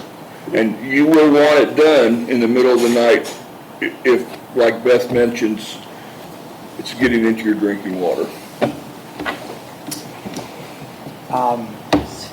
I have a comment to make regarding a concern that I personally have is politics gets in the middle of this, right? Board people come and go. I don't know if you know, but in just the smart water meters, we have been going in circles for the past however many years, 5 years, I would say, or 7 years. Longer. Very long time. Longer? More than a decade. Okay. Yeah, that's right, 10 years at least. And here's the issue, we can use our savings to do a lot of these repairs, but again, politics gets in the middle. Things change. So what we want to do to at least ensure through this bonding process that we get these projects that are high priority done. We need to get these done. And then another comment I want to make, there's also misinformation going outside in this community around this, where we should consult the public, we should take it out for vote. And I'll let Colda speak on that a little bit. But we have done, if you look at the application, there's a history, right? So this is not the first time we're doing this. We're not overreaching authority. We're not doing any of that. There's a lot of safeguards in place that are precisely put in place to protect the district. There are fiduciary duties, like he mentioned. And if he violates those, then we can sue for breach of fiduciary duty. So, again, this whole idea that we're in bed with our contractors, that we're doing this behind the scenes, that yes, right? All that misinformation, it's not true. There's plenty of safeguards in place. There's entities, licensing, professionals in the midst of this. This is not Beth, this is not Hanoi coming up with some idea of getting this district into debt. Just want to make that very clear. 1986, 1990, 1994, 1996, 1997, 2000, 2003, we have a history there. We've done this before. So that's a couple of comments I want to make. Again, do the research for yourself. If you want this application before you leave this meeting room, have us provide a copy. Whatever you need, you can always request information to our attorney. We're not hiding anything, folks. I just want to make that very clear, okay? I'd like That's to say real quick, sorry, that Catherine and Chris have been around for years, and this never came up. This is all political. If you guys fully understood why we're doing this, it would be different. And if you guys came to every single meeting, which people usually don't, they only come when they hear these little rumors that they come. But if you talk to any of the old presidents or old people that have been on this, not old, you know what I mean, you've been around forever. But what I'm saying is this, like I'm always trying to explain to you, it's always been done exactly the same. And the reason why we're doing it is because of all the problems that we had last year when there was poop. We don't want you guys to have that. We're trying to save this community, okay? Quickly, certainly I want to say thank you. I appreciate your report. I had taken notes when we had had an early presentation, and so your numbers that you were presenting, I already had them, and that impresses me, okay? And so I appreciate following along with the documents that you've provided, and the idea of what this will mean in our tax rate, that it really doesn't affect it at all when you divided it out the way you have. Exactly the way I heard it when I heard it the first time, so thank you for that. One of the things that I do want to say is some of the idea that documents are not there. I do apologize to you that our web is in dire need of some help, and I'm on that committee doing my best. We are working on that to get things better. I do know that Jacob's reports have been available at every time we've had a board meeting. It's in the board packet, and he has made his presentation when he has done the infrastructure studies and the discussions that are there. Maybe it's hidden. Okay, so I'm going to look at that and see about if we can get that up clearer, in a clearer place, okay? But I do appreciate that, Jacob. Your reports are very good. I sometimes have a hard time following the money, but I do ask questions about those things when you present to us every month where we are. And so I appreciate the information that you've given us. I appreciate what you've got given to us, and the idea that it's exactly what I heard early on. Thank you. Thank you. Before we hit with questions, do we have, so if you go online on every board meeting, you should click right where the agenda is, and underneath there's the board package. There's attachments. And there's attachments. So you just go to the website, go to that specifically board meeting, you click there, and all of the board packages are included in there, okay? Sometimes we're a little bit behind, but they're there. If you want to get them before the meeting, again, you can always request and talk to our attorney about gaining access to that information. So anyhow, let's just go ahead and move to questions. Let's do this in an orderly form. I would raise your hand, then stand up, say your name, ask your question, and we'll go from there. Cynthia Kimball, thank you very much. I didn't get your name. Corey Howell. Corey? Yes, ma'am.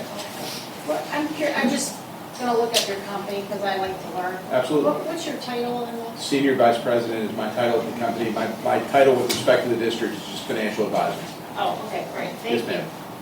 I just want to make a statement basically for the record, and this is being recorded, right?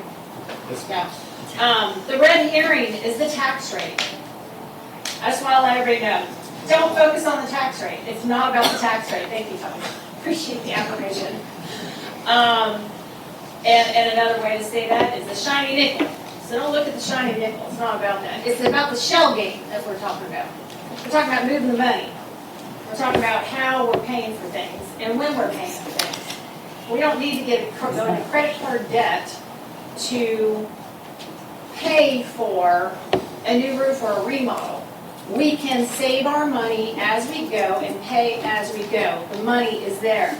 According to a professional bond man over here in the corner, who I Okay, just I'm mentioned, gonna, this is, excuse me, I give have me a one moment, second. right? You've made a comment, this is not a section for comments. Okay. I've asked you Oh, to not a section for ask comments. questions. No. We're here to ask Okay. questions, Okay. not to be, Okay. right? So Okay. you've already had your Okay. time to approach So I have a question. and have, exactly. No problem. Ask your question, Sure.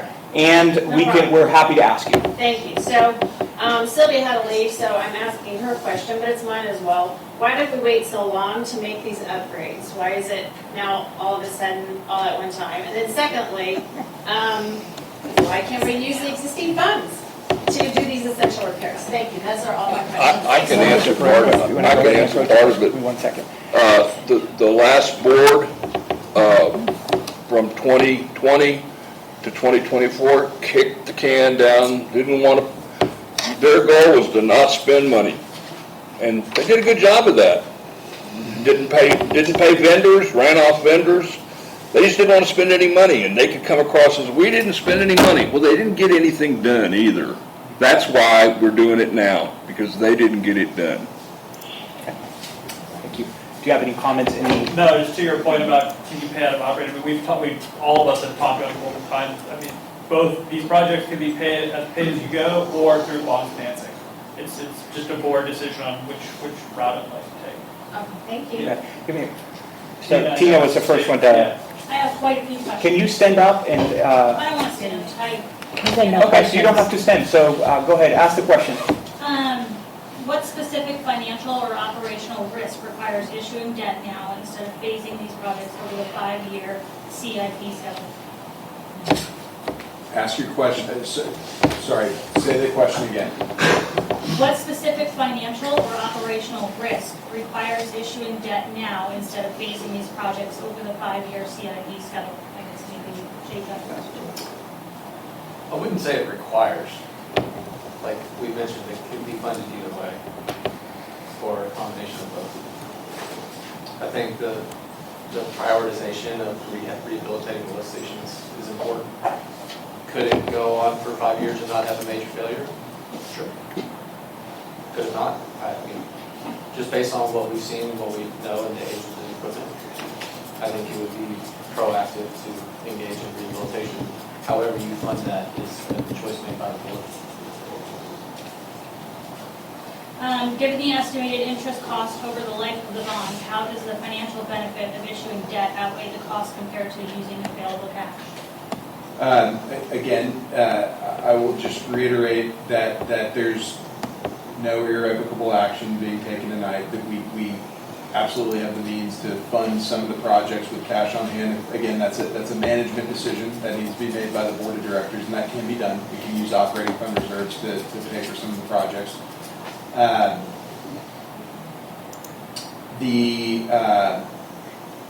The benefit from a financing aspect is we are funding projects that have a long-term useful life. To the extent that we bond finance any of those projects with a long-term useful life, I mean, if you looked at the cash flow, we've got, debt service requirements that run out to 2052. What you're doing when you finance a capital asset like that is you are saying, any one of you sitting in here in the room today who live in the district right now will be sharing, roughly ratably in the costs of paying for those facilities, vis-a-vis the debt service requirements, vis-a-vis the debt service tax rate that we will levy, that the district will levy. And if you ever decide to move out of the district, if circumstances require, then you will no longer be required to pay for those assets. The new homeowner who moves into your home will be responsible for paying for those assets. So there's a aspect of, the burden of paying for the cost of the district. That is one of the major benefits. In terms of the interest attributable to coupons, or the total interest cost, I think the number I heard you say was 4.8 million. That is probably the amortization schedule, the debt service schedule that you saw that's appended to the bond application report. And again, remember, I've used a pretty conservative interest rate in the bond application for purposes of conservatism. Even in a real life scenario or a more realistic scenario, the 4.5% interest rate debt service schedule that I ran for tonight, the total interest costs are closer to about 4.1 million. And, just give me 1 second, let me just ballpark, what the total interest cost would be. Let's see, we've got... No. Average life.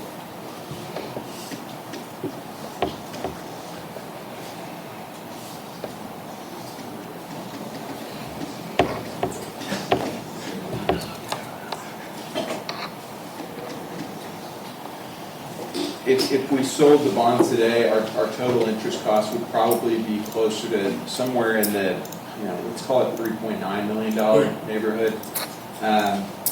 Again, I mean, I know that's not necessarily responding to your question, but I just want you to know that the interest costs that you're looking in the bond application do not, match reality in terms of how the municipal bond market is behaving today, just because we've been conservative in those debt service schedules. Two more questions. Has a formal pay-as-you-go scenario been modeled using current reserves and projected revenues? And if so, can you explain why that option was rejected? Hold on that question.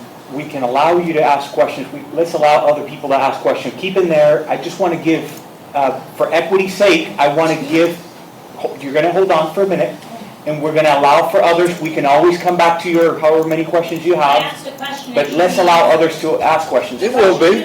It will be. Let's let it go in this. You're not going to answer that question, I know it. We'll get back to you. Who has a question? Spark the nerve. Go ahead. It's Linda Bob. How do you justify issuing bonds for core infrastructure while tax revenue is being directed towards parks, personal litigation, and deed enforcement? I'm not trying to be rude. I don't know why you're looking at me. I can't respond to that question. Because you're the financial advisor, and the bond budget was amended to include parks, deed enforcement, but the personal litigation of $500,000 they're going to need this year, that's not in there. Okay, That's not in there. Item 4 is to discuss possible bond sales and take necessary actions related to bond sales. Let's stick to the agenda item. Answer the question. It doesn't have anything to do with parks or litigation. The budget in the bond application have an increase. All of the Gama and Sunchase work was taken out of that application or out of the budget and inserted was 258 increase for Anderson Mill West Park, 69,000 for Valente Hills Park. CEQ. No, I see that Linda was misspeaking politely. She was saying that those were changed in the bond amounts listed. I think you're referring to the budget. The amended budget in the bond application. So the bond application, again, the district can't sell bonds for anything related to parks or anything like that. I'm not suggesting that. I'm not suggesting that. So the items that Jacob mentioned earlier are items, parks and other, and lift station, et cetera, et cetera. And the lift station, I think he said, was taken from the budget and moved into the long-term financing for the bonds. The budget that was approved 6 months ago had the rehabs of both of those lift stations was in that budget. Okay. The amended budget took that out and shoved all that money into. That would allow us to learn. This doesn't work. No. Otherwise, you're just feeding us your garbage. No. This does not relate. We are here to discuss bond questions. That's right. I know where you're heading. That is a No, it's bond. not a I know bond where you're heading with question. this. That is a bond question. Anybody else has a question? It's the shell game. Yeah, my name is 20 years, and I've seen a lot of things that have been built for the MUD district. wasn't great. So my question for you is, what is the basis for your numbers? What is it based on? Are they real numbers? Is it coming out of something like a means estimating deal, which we know is not accurate? What do you think we suspect will probably be a minimum, at least 15% increase? Okay? And then what other feedback are you getting from the professional people that do this kind of work on a daily basis, and who are... So the first one is, how do we come up with the cost estimates? So as when we do cost estimates for any project, it's kind of the standard engineering practice to tell a client what we think the job will cost. It is always an estimate, but we do source the data from available public resources such as CivCast is an online bidding resource where constantly public utilities, municipalities are publicly bidding projects, uploading bid tabulations, which generally will have multiple contractors estimated to bid on that project with prices for those associated items. So the majority of the items that we have priced out, whether it be the cost to replace a culvert water line or a manhole or a valve or whatever, is sourced based on recent and generally localized costs from contractors bidding on real projects. I agree with you using things like RS means or nationwide averages is just almost a guarantee for being historically wrong. I will say especially in the water wastewater construction business over the last 5 years, cost estimating has been rather hard. COVID threw numbers right out the window. I think if you look at any public municipal agenda, minutes, notes, CIP plans, almost everybody has had projects that have come in over budget or over estimate. These projects were originally scoped and priced in 2024 when we did the CIP. They've since and continue to be, in fact, Grant and I will look at some of the numbers again this week, continually revised to ensure that the scope is reflected and the price that we're assuming or estimating for the job are as up to date as they can. Are they going to be right? No. Are they going to be within the contingency factor that we're delineating on the job? That's the goal. My hope is that out of the 5 jobs, 1 or 2 come in right at, maybe a little lower. 1 or 2 is probably going to come in a little higher. I think anything that has electrical equipment has a lot of electrical labor, which you don't really have here. But the Degama job has a generator replacement and control panel replacement. The Sunchase job has a control panel replacement, both of which are smaller horsepower motors, kind of standardized 2-pump lift station control panels. So they're not quite off the shelf, but they're as close to it as it can be. So less concern there. If we were talking about treatment plant equipment, in particular, specific equipment that was maybe coming from overseas, I would definitely have some concerns, not just right now, with what's going on in shipping from other parts of the world, which is, in general, I mean, you're right, and at least from what I'm assuming, kind of where you're heading with those questions is getting the cost estimates right is hard. And things change from when we originally priced it to when bid day happens, right? My general practice, when we actually are in design of projects, which we are in design of the lift station we have, is at each design milestone, as we flush out scope items, we're updating that process. So even if by the time we get to the end of the design, we recognize that maybe scope is creep or the cost of the equipment is creep to where we're out of budget, before we bid it, we should be value engineering to try to, or at least setting up the bid in such a way that we have alternate and supplementary bid items so that on bid day, we have the ability to flex scope in or out based on what we need versus what we want. So, did I answer all your questions? No, one more. Yes, sir. Who's going to be responsible for seeing to it that's done right? So, when the job is in construction, generally we can scope our services with construction administration as well as construction observation.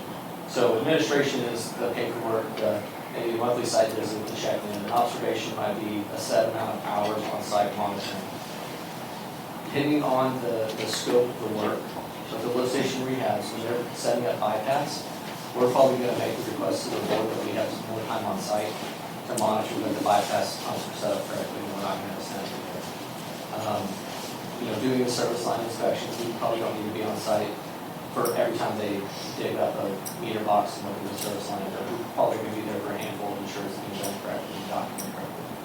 So the scope of our observation and construction services can vary across each project, but making sure that it's done per the plan and specs ultimately falls on the engineer. Is that a part of your scope for the bond? So my scope for the bond is the preparation of this application package. For each. So there's no oversight for the $5 million worth of work that has to be done. There's no oversight cost included in that to make sure that the project is done correctly. No, sir, that's not true. Okay. So in each of the 5 projects, we have a cost for what we assume construction fee. We have a line item for a contingency factor, and we have a line item for professional services. That professional services line includes our estimated cost to design and do the construction administration and observation that I just talked about. So each project has money set aside as part of the 5.8 for us to be engaged. Okay. This will not be we sell the projects with bond and we disappear. We're here for the execution of those 5 projects. And I will make the comment that each successful bidder will be responsible for presenting internal controls and how he plans to ensure that he produces the product that the bid package said he was going to produce. So he just can't say, I'm going to build it this way. He has got to have controls in place to show how, supervisory, people that aren't related to his firm, things like that, to inspect the work that he's done. The problem that I have with that, frankly, with the things that I've seen that were built by the MUD, is that you may put that in there, but there's nobody up there that knows whether it's getting done correctly or not. Well, I'm in the construction business. I've been a general contractor for 54 years, all right? I know what I'm talking about, all right? And I went through this process another time, and it is a concern, and I think it's legitimate, so don't get ready to cut me off yet, okay? Because I've seen many things built in the mud, and it's not that I'm saying they're bad people. That isn't it. It's that sometimes I don't think we have people that are making sure that the things that you spec out in a RFP or something like that actually gets taken care of. Well, I will agree with you. I've been an internal auditor for 50 years, and I preached that continuously, that I expected a project to include a appropriate level of internal controls, that when something is, they're going to say they're going to do something, that there will be consequences when they don't. And that should be on every kind of project, whether it be abstract or a water wastewater system. But somebody is there, and we have our engineer, and also the city of Cedar Park inspects also, because they're the ones that are providing the services that come through here.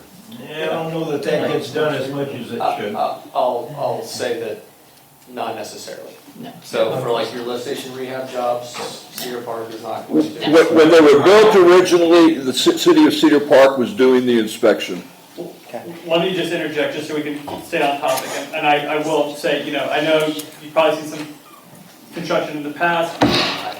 Wes was a great engineer. I think, in terms of, I think the bond discussion and the project sisters are kind of, yes, they're related to the project and bond, but they're two separate discussions. I think Jacob and Grant and his firm will do a great job at project management and ensuring that projects are built according to spec and according to plan in the district. That's just true. So I would simply just say give them an opportunity to show you that. But just to stay on track with kind of the bond conversation, I'm sorry, I drew a blank on your name, but did you have a question? No, give me 1 second. Sorry. No, I'm moderating this meeting, Okay, so sorry. I'm going to read the question again. I'm going to read the agenda item. Discuss possible bond sales and take necessary action. Please keep your question within that, okay? We can be here all night long. My question So, was within that. I'm going to, please ask a question around that specific subject. So, I did. go ahead, sir. This has a question, so please give me, it's only going to take a minute or so. I'm fully with you guys for getting bond authority.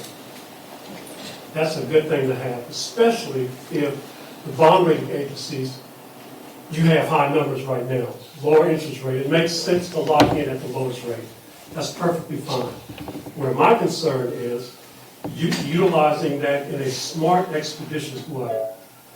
My experience before, many times we saw many things needing to be done. We said, wait a minute, we're not going to issue debt, bond debt. We're going to use capital. We're going to pay cash for this. So we had those discussions constantly, and that made a difference. So, like the things that you all listed for the bond issuance, those four major things, I'm on board with you for the lift station rehab, sanitary sewer, old water line replacement. That stuff definitely has to be done, you know? But depending on the risk assessment, not every neighborhood, Lakeline Oaks, when it first got built, 30, 40 years, it's not like some of the oldest neighborhoods you have here. So my question, what I'm coming to is, the thing I'm most concerned about on this bond issuance is the smart meter installation, okay? The reason I say that, I had a long experience with City of Austin, responsibility for metering automation and all that technology. I went on to the Public Utility Commission of Texas. I led an audit for the state of Texas for smart metering. So I would like to know what percentage of the overall bond request is for the smart metering installation, because there's pros and cons with the smart metering. Let me just ask that question first. Under $1 million, according to this, if I'm looking at it. Excuse me. 17% of the total cost of the bond. 17%? 18%? I would hope that the board would revisit that, because on the smart metering part, it will be fantastic to have automation to try to help you on the main lines to look for leaks. But, you can do some things. We had discussions there in the City of Austin. Do we do smart metering for the entire city? And there was a large contingent that said, no, we don't do it. We can do it more cost effectively with meter readers. But then there's this other argument, well, current information for conservation, and all these things come into play. I would like to know if information is available for the constituents, the folks who have to pay for this bond, what's all involved in like smart meter installation. Because if you're talking about a meter going to every home for this area, I like to have some commentary on that, because there's pros and cons. So to answer your question, that cost does reflect ultimately having meters with cellular endpoints for every residential home in the district, yes.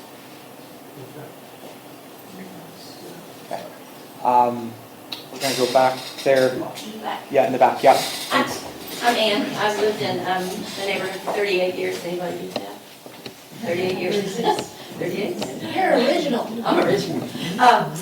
So I like the idea of, doing some bonds, some cash on hand. So let me make sure I understand. To get the best bond rate and rating and insurance, we need a 12-month reserve. That's the best practice. As a general rule, it's a best practice. It's a best and we're practice. we're probably gonna optimize our bond sale if that's one of the factors. So after we get approved, does it matter if that reserve decreases? I mean, should we kind of hold on to it and get the best bond rate and then how does that work?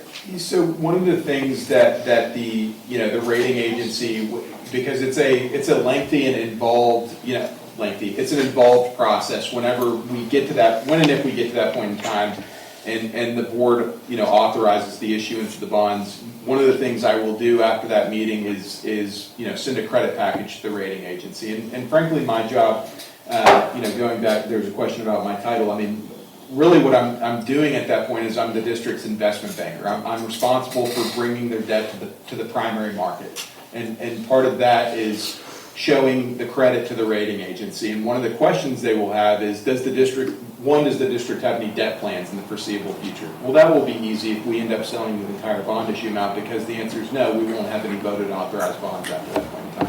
The second part of the question, or the second question they will have is, does the district intend to spend down any of its operating reserves in the foreseeable future? Right. I have to be, genuine when I respond to that question. I can't say, no, they don't, if there's an intention that says, hey, let's keep the reserve for purposes of presenting our credit to the rating agency and the bond insurance companies, but after we sell the bond issue, we will expend, I'm just picking a number out of thin air, $1 million out of the operating fund. I can't, in good faith, go present, a false flag to the rating agency. I would have to disclose that fact to them. You're absolutely right. It's a best practice, and Mr. O'Toole was asking me this question. What's the basis for providing that recommendation? It's simply a best practice, but there is defensible reason for why we have that best practice from a financing aspect, and it is putting our best foot forward when we're trying to access the public capital markets. And then there's obviously the engineering practical aspect of hey, you want to have the reserve in case you've got something that breaks in the middle of the night. But yeah, hopefully that's responsive to your question. Thank you. Yes, ma'am. Okay. Is there any follow-up question to that? Are you good? Is that? Sorry, I didn't get your name. The person that just asked the question. Okay. Do you have any follow-up question to that? Are you good? Yes. Okay. All right. A few questions. For Jacob. One is whether we could accomplish all the urgent projects if we were to spend roughly half of the $5 million in 3 years. Would that be enough? Actually, you can take your time and I'll proceed with another question. So for Cory, how much higher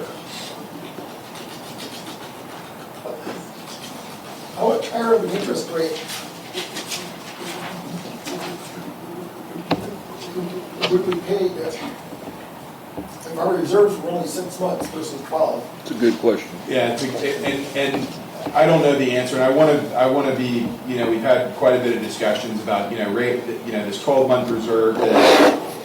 I also can't sit here and tell you guys that if we dip down below 12 months, that it would jeopardize us not getting that A1 rating. I'm not going to sit here and make that representation to you guys, because I don't know that as a matter of fact. The rating agency, for all I know, well, they're looking at a whole host of other factors. And that fact might be outweighed by a variety of other factors. So I don't want to leave you guys with the impression that I'm saying, hey, if you dip below 12 months, it's going to jeopardize your investment grade credit rating. But let me ask you, don't we have to, as a board, make a representation when we issue the package that we at least intend to keep that balance at 12 months? You are, yes, by virtue of me responding to rating agency questions, because that will no doubt that with 100% will be a question that they have. Okay, Does the district have any plans to spend? If our minutes show everybody saying, yeah, we're going to tell them we're going to keep 12 months, then we're going to dip into that later on to if we have problems, that would be, we've made a misrepresentation in our board package. Yeah, and I would be involved in a misrepresentation to the rating agency, and I'm not going to do that. To answer your question, Mr. Morrow, when you're in the single A category, whether you're A3, A2, A1, moving within those notches of ratings is not going to have a material impact on your pricing, on your bond pricing. When you move between the BAA or triple B and the single A and the double A, when you move between those categories of ratings, those do have, that will have a noticeable and realizable impact on your bond pricing. Not only on your pricing, but it will impact the amount of bidders that would be interested in bidding on the district's bonds. Remember, we had the conversation about more competition is good. We want all the bidders possible to bid on the district's bonds when it comes to that point in time. When you're in the triple B, you're going to have fewer bidders, single A, more, double A, even more. And then it's also going to affect your bond insurance premium. But, you know, moving within the A is not going to have a... We don't have to worry about going down to B, do we? I'm sorry, say that again? So we don't have to worry about going down to B? Well, definitely not to B. But to triple B,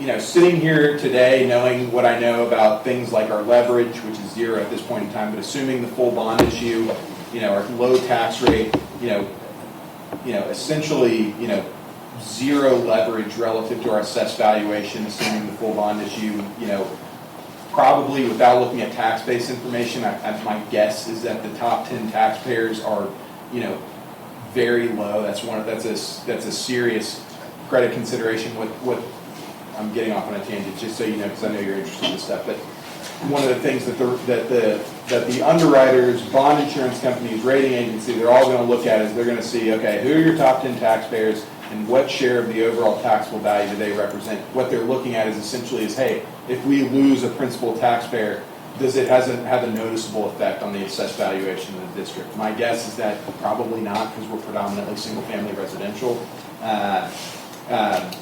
But I think that's a problem. What's that? That's a problem. That's a credit strength. Being single-family residential is definitely viewed as a credit strength, because if you have a bunch of light industrial or commercial in your district, and you have a big taxpayer that packs bags and moves out, and let's say your top 10 represent 50% of the tax base. Well, what those stakeholders are going to say is that's a credit risk. What happens in a bad economy if all those businesses shut down, and all of a sudden all the personal property moves out of those facilities, I don't foresee a world in which we would go from single A down to triple B. So I got a question on my group. I know you determined this bond is feasible. Have you determined the best time to do it? I think this goes back to making a market call. I can't tell you what interest rates look like a week from now, let alone, I think the example you provided in your email was, now versus 3 years. Definitely can't tell you what the municipal bond market's going to look like in 3 years. And this goes back to the question you had, ma'am, about, some of the risks, and Jacob ended up responding to a lot of it. But, one of the other risks is interest rate risk. Because we don't know what the future holds, there is the risk that, selling at a later, issuing the bonds at a later point in time, might mean that we're stumbling into a worse borrowing environment. So I can't really analyze that, because I have no idea what that market looks like, at any point in time down the road. Hopefully that's responsive. And I do just want to say one thing. I don't know who, but someone forwarded me. You had some good questions. Linda, is it right? One of your questions in the email that you sent was, I wrote it down. It was basically, do we have the ability to redeem these bonds or pay these bonds off at any point in time? And this goes back to what I mentioned earlier about refunding bonds. So we will provide, when we issue these bonds, we will provide the bondholders with what's known as call protection. And generally speaking, industry standard is we provide the bondholders with about 5 years of call protection, which means that during the 5-year period after the issuance of the bonds, the district cannot call those securities away from the bondholders and redeem them. Call them means, basically taking the securities away and saying, hey, we're going to pay you off at par plus accrued interest, whether that be with cash on hand or whether that be with the issuance of a refunding bond. And a refunding bond, same thing as, think about, refinancing your mortgage. You're taking on new debt to extinguish old debt at a lower interest rate. one of the other benefits of bond financing is that, let's say, you guys were talking about, interest rate 3 years from now. Fast forward 5, 6, 7, 8 years from now when these bonds become callable, and you guys look at me and say, hey, what the hell? You said 4.2% was a good market. Yeah, it is. That's generally a pretty damn good market. But we stumble into a situation where we've got, 3%, 2.5%, and that's possible. That we've seen that market before. Well, at that point in time, we can refund that debt at a lower interest rate and save on the debt service expense, which ultimately translates to a tax rate reduction. After 5 years. After 5 years of call protection, because there's an expectation of call protection. We can't market the bonds without some sort of call protection. The bondholders will demand it. Hopefully that's all responsive. I know I went off on a few tangents there. I got one more, and then I just got to hear your response. Clarify for us how both things can be true. The tax rate can remain unchanged, while the addition of debt service means residents pay more total taxes due to the bond. So this goes back to the analysis we covered, that I covered towards the beginning of the meeting, the 2-page report. What we know, based on the assumptions that I've used in constructing these numbers, we know as of today the district has a 27.34 cent total tax rate. Assuming no growth in our assessed valuation, no property value appreciation whatsoever from now until 2052. If we sold these bonds, again at a conservative interest rate, 4.5%, about 20 to 25 basis points above the current market, 25 to 30 basis points above the current market, we're looking at analysis that says that we could make ends meet in the debt service fund with a 4.2 cent debt service tax rate. Yes. That is a new cost to the district because we don't have any debt service requirements. So effectively, now we have this new obligation that we're responsible for paying semi-annually, and we will pay for that with that 4.2 cent component of the total tax rate. We also then looked at an analysis that said, okay, what maintenance tax would be required just to balance the general fund budget? And that number worked out to be 21 cents, which is rounded up. 21 cents plus 4.2 cents is 25.2 cents. Again, what that tells us is that 25.2 cents being less than the district's current total tax rate, that means that we have the ability to shift those 4.2 cents from the current maintenance tax into this new debt service tax rate without jeopardizing the district's total tax rate. Frankly, it means we've got 2.14 cents of wiggle room. Again, given all these assumptions that I've outlined, which are very, frankly, you guys, these are pretty conservative assumptions that I'm using. Extremely conservative, by the way. Yeah. Have you got an answer? Yes, sir. So again, out of your 5 projects, prioritizing the lift station rehab, the sewer system rehab, and getting the service lines inspected is $2 million, assume. So if you were to pay that out of your operating fund on a pay-as-you-go basis, when you go into construction for these projects, yes, you need to have kind of that money allocated in your account, but the contractor's not going to submit a pay application for $1.2 million month 1. They will submit each month as they complete the work and it's approved and signed off on and recommended for payment. So doing an actual cash flow analysis of each project and timing that out, and, these projects aren't done in a month or 3. I would expect the sewer system rehab is probably a 6-month job just because of how often they're going to have to move around the district and pick up and move. Your lift station rehabs are probably also a 3 to 4 month per lift station, so you're talking about an 8-month duration. So spreading that cost out over 8 to 9 months or maybe even longer, I think kind of proves your point of could they be paid out of your reserves? And I think the answer is yes, for sure. Which was how it was originally presented in the CIP. Before we choose whoever's going to ask a question, I want to be mindful of the time. It's 7:16. Not that we're cutting the open discussion here, but is anybody in this room that needs to jet and wants to ask a question? Let's give that a priority. You need to go, okay, go for it. These two, yeah, thank you. I have a scattershot of questions. My first one is for that tax rate analysis that was Yes, sir. put up. Is doing 1 year of maintenance expenses good financial practice, right? I mean, you don't know what they did that year or deferred, right? I want to make that question to you. And then for the engineer, for the sewer line inspection and the, not inspection, sewer line repair and the water line repair, rehabilitation projects, what is the minimum time that you could actually have a bid package out if you had to go ahead today? So those are my, well, okay, and I have one more question. Does anybody done a present value analysis on water meters? Because it should be pretty easy, right? Okay, those are it. Thank you. You want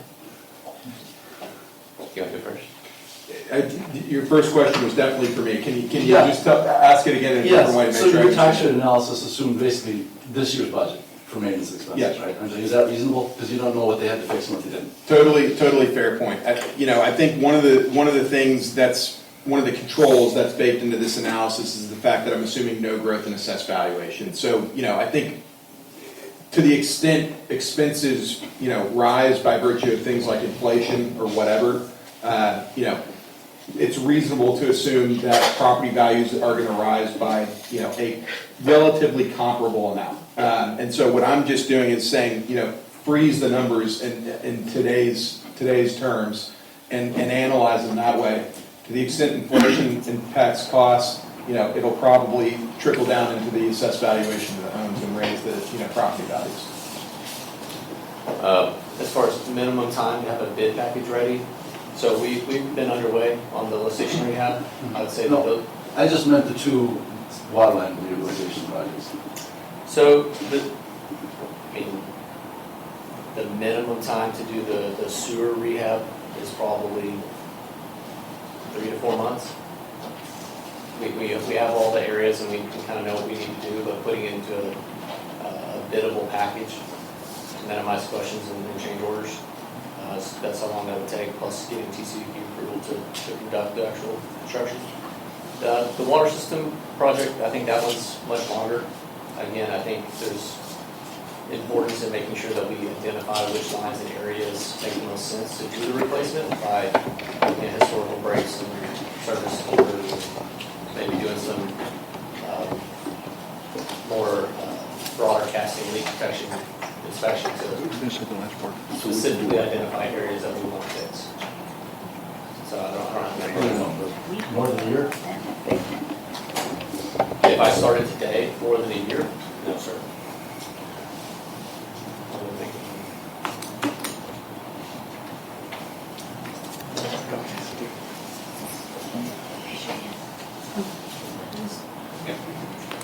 Thank you. Kind of related to some of the other questions, like if we went all in, we went as fast as you could on these bonds, how soon could the lift stations be worked on? It sounded like in the September meeting, because we're taking it out of the budget, because there were concerns about maybe we should use bond money for it. And now it sort of sounds like we don't want to go under that 12 months, so it's preventing us from working on these lift stations. But it also sounds like maybe we could without affecting the rates too much. Like, how soon can we start? Okay, so let's just take the question in its most simplistic form and I'm just going to, draw a timeline while I respond. So we're sitting here today and it is March 24th. The bond application's in pretty good shape. There's probably, a final set of reviews that need to be done, but I'm looking at you, Jacob. What do you think we submit? Is it reasonable to say we could submit on the most expeditious schedule April 15th, mid-April? I was going to say April Fool's Day. April Fool's Day? Okay. Okay, so that makes it easier. Let's assume we submit the application to the TCQ on April 1st. We can submit the bond application on what's known as a 45-day expedited review basis because the district is financing purely district projects. In other words, we don't have any developers that are being reimbursed in this bond issue or anything like that. So we can submit on a 45-day review basis, which would put us at May 15th, roughly, approval by the TCEQ. TCEQ doesn't always adhere to the schedule. Let's round that up and call it June 1st approval from the TCEQ. I could, again, assuming the most expeditious schedule, have a preliminary official, the bond offering documents, the prospectus, the preliminary official statement, the official notice of sale presented to the board at their June meeting. if the board authorized the sale of the bonds, we could take bids for the bonds at the July board meeting, and we would close the transaction roughly 30 days after that. So, the regular meeting is mid-month, is that right? Right. Roughly? The third Wednesday. Yes, okay, so it would be, mid-June POS approval, mid-July bond sale, in mid-August closing. And at which point the bond proceeds come into the district's construction fund and then are available for, the implementation of projects. Okay, it goes fast as you can, it will only be delayed by a year. Yeah, that's the fastest possible schedule right there. And then, since historically it's always been 6 months, and it looks like it was an accident that we got to 14 months, do you need the board to make a motion and say like, we're changing it to 12 months? You had sort of mentioned something about like we need to be able to show a reasonable, you don't need like an official action. No, I don't need any, again, that, as Cole referenced earlier, that is purely a business decision. That's a management decision that the board makes. And in terms of, presenting or making any representations to the rating agency or the bond insurance company, I don't need any sort of formal policy or documentation that says, at this meeting, at this date and time, the board, adopted this policy that says that they will maintain this minimum reserve balance. I don't need that. Okay, thanks. And then, I don't know if you were given a copy of this just to see. I do not have a copy of that. I have my copy. All right. And Appreciate it. sure. I don't know. This question is, whose responsibility would it be to generate something like that? Like that's me generating it. And I didn't include water line replacement because I didn't see it in the 5 years set. But it tried, and it's using 4.5 cents instead of 4.2 cents. So like, no one should use that to make decisions. But who would generate a document like this or chart like that to show the pay-as-you-go? Is it you or is it the accountant? Who would do that? Yeah, that's the oftentimes what you'll see in bookkeeper's report, and I'm not sure if the district's bookkeeper does this, but you can see, cash flow forecast, 5-year cash flow forecast, which analyzes the operating fund over the next 5 years. And they can bake in a CIP into that, just like my debt service cash flow analysis, they're going to be using assumptions, they'll use an inflation factor for cost, they'll use an inflation factor for assessed valuation, they'll make some assumptions about the maintenance tax rate. But again, I don't know if this particular bookkeeping firm does that, but they generally can prepare these types of five-year cash flow forecasts. Okay, but the reason you haven't presented that is because it's not like your responsibility in your opinion. I can do that, and I'm happy to do that. I think, my involvement heretofore is, hey, the projects are, the needs have been identified, the needs are of this cost, and, the implication is a bond issue size of this. Can you come discuss with the board what the implications of issuing those bonds would be on the tax rate? And so that's where we are at this point in time. I've been speaking kind of in general terms about, using a blended approach of financing projects and pay as you go. And that can of course be, adopted if the board's so inclined when we get to that, decision point in the process. So, Yes, so it hasn't Sorry, been looked. I want to honor people that raise their hand. So raise your hand if you want to have the question. I will. Go ahead, sir. Okay. So who raised their hand? Back there. Did somebody raise their hand or no? Back there? No? Okay. Go for it. She didn't get to ask a question. She can go first. Okay, go for it. Yeah. I just asked that you raise your hand because there are people that write, and so I didn't see that. Okay, that's why I'm asking for her to raise your hand. So go ahead. Thanks. If you, now that's. It's okay, take your time. In terms of looking at the different ways of doing that with the pay as you go, for part of it and possibly doing the bond for the other, I gather that was not looked at? Yes, well, we can look at that. I mean, I think what we've now determined is the maximum bond issue amount, 5.81 million, does not impact the district's tax rate, does not cause a tax rate increase. So I'm getting to your question, I promise. So any reduction in the bond issue amount, therefore, will also not have an impact on the district's total tax rate, because we're selling fewer bonds, and therefore we would have lower debt service requirements, and therefore have a lower need for a debt service tax rate. So to your question, Well, the tax isn't so much, it's a matter of, you know, if I was doing a mortgage, I would want to be able to pay as much as I could to the value of the home and not have to pay the bank a bunch of interest. So if I can, lower the points and get, pay more down and essentially have less that I needed to take out, that's what I would do as a homeowner. And so along those lines, it's kind of like if you're getting a bond for 5.8 or whatever, and you aren't even going to use that for another 2 or 3 years, but you're going to be paying the interest on it, it would make a lot more sense to be able to just take out the amount that you needed.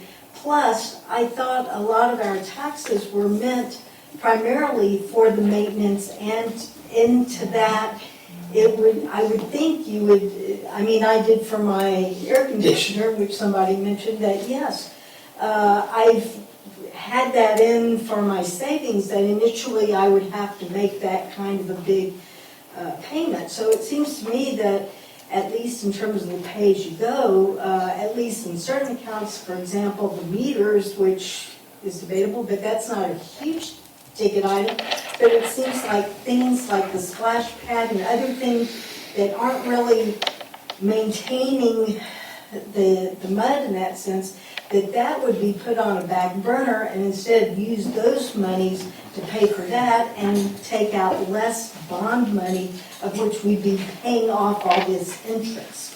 That's my thing, because that is my money, even if it's not my taxes that are going up, it's still my taxes that I'm paying into. 100%.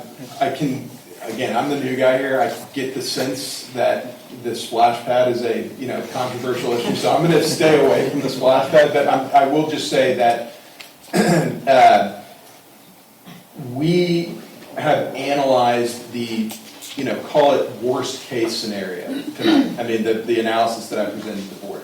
The maximum amount of bonds, an inflated interest rate, no growth in assessed valuation. We've analyzed that and made a determination that the tax rate. Yeah, I'm not worried about that, I understand that, but it's more like if you approve that. And you mentioned too, Chris, I think that each time, so if you get approved for, because I only know more, so if you get approved for the 5.8, are you able to, since you're only going to be doing a few projects at a time, it's not everything all at once, do you do first like a 2 million and then You 2 can years? 100% do that. $2 I totally understand your question. Let's use round numbers, because it's easier to work with round numbers. Let's say that we're talking about a $5 million bond issue, and the TCEQ approves that $5 million bond issue, and we say, hey, you know what? We really only need half of that right now. Oh, we can sell 2.5 million bonds, when the bond application comes out of the TCEQ. Fast forward another year, we can sell the balance of the TCEQ approved amount, 2.5 million, and finance the rest of the projects at a later point in time. We can absolutely do that, and I've done that with several other utility district clients before. That's 100% an option. Because to me, that would make a lot more sense, because some of the things we don't know how much it's going to be, or if we need it as much. Like you were saying, they haven't even done the surveys yet. Yeah. But again, some of the other small line, it would seem that some of these, like the meters, should be with the monies we already have. Because if you're saying that we have actually, I don't know how much more, that we have 14 months reserve, well, let's take that 2-month reserve or whatever and pay it, to take care of the meters. We have 2 years. Yeah. 2 years reserve. Okay. So that's, yeah, that doesn't make sense to me that we have that much reserve and we're not utilizing that money that we have already paid into to take care of some of these items. Yeah, a lot of the expenses that are out there that we have this reserve for are for things like, that aren't on the budget, then we have an ice storm and we have a $98,000 bill from our vendors to do all the cutting, trimming, carting off everything out of the district. Isn't that what the 12-month reserve is for? Yes, but what I'm saying is, that's only part, after you finish with it, you still want to have a 12-month reserve, because you can have another ice storm the very next year. So we'd have to replace the money in the reserve to bring it back up to where it was. Another thing is that we spend it on is we have a sidewalk project going on right now where we're going to, we've done an examination of the sidewalks in the district, and we're going to be doing repair and maintenance on them and bring them as close back to how they were originally as possible. Well, those are expenses that are in your deeds. So if you live on a street that has sidewalks, you are responsible for those repairs in front of your house. Well, we're trying to use the leftover money that we have, that we're not spending on items that we could have the bond pay for, to fix the sidewalks, to make sure that you don't have a big sidewalk repair assessment hit your mud bill 1 month, that we replaced $12,000 worth of sidewalks in front of your house. We don't know. There are things that are going to happen that we're not sure what's going to happen. Yeah, I mean, I just want to share that I don't think that people realize, and I think, Catherine, you could speak too, but I think it's important to share that I don't think people realize that when we had that ice storm, and I don't mean to be rude when I say this, but the MUD decided to do that out of the goodness of our heart because the money was there. Why don't we help everybody in the district? Why don't we pay for all that? But you know what? I don't think people realize that really wasn't our job. But it was our job because we knew everybody was suffering. We knew people didn't have the money to fix it. So we took the emergency money that we had and took out and paid it. We're done. Can we? They don't understand that. Yes, let's go ahead and move. Anybody else that has not asked a question, wants to ask a question in the room? Well, I understand, but I want to honor those that have not asked a question first, that would like to ask a question. She doesn't want people to know about it. Anybody else? Anybody else that has not asked a question that wants to ask a question now? Before I go to Linda. Okay, you may go and ask your questions. This is for you. Yes, ma'am. I would like you to tell us the process for challenging the bond. These residents that are not fans of this board's spending, how do we challenge that bond? That I would direct you to the district's council. Okay, Councilor. And to be honest, I will have to look that up for Well, you. okay. Because the way you challenge bonds typically is through the election process. But there's already authorized bonds in this case. And so when bonds are authorized, it means that residents don't vote on those. So that means that's. Right, but those bonds were voted on 40 years ago. Right, I would imagine, I've kind of briefly looked into this. There's nothing in the code that says here's how you challenge bond elections. There's not anything in the code that says this is how you challenge it. Well, I did ask TCEQ, and they said I could write to the commission and ask for a public hearing, which is probably going to be my step. But I would like to say to you, the top 10 taxpayers, there is a stretch of them, not all 10, and not the biggest one, which is the old folks home, that will be gone in 10 years because there's a road going through there. So we are going to lose revenue in the next 10 years. That's not the long-term care place. The long-term care place will not be gone. That's what I said, except them. They are not going anywhere. Pay attention. And neither is the eye care place, all those are staying. Okay. So, So Excuse me, I'm gonna ask you to respect the people up here, I'm gonna okay? tell you, no. No, yes, you have to keep civility in this room. No, you don't. Yes, you do. No, you don't. No, yes, think you do. This is not Yes, you do. play, this is a public Okay. meeting. Let me just make a Keep the quick civility, comment. no, just give me a minute, I know, give me 1 second. Ask questions. I have the floor. No, you do not have the floor. I have the floor until you. Ask the question that you need to ask. If not, then we'll ask.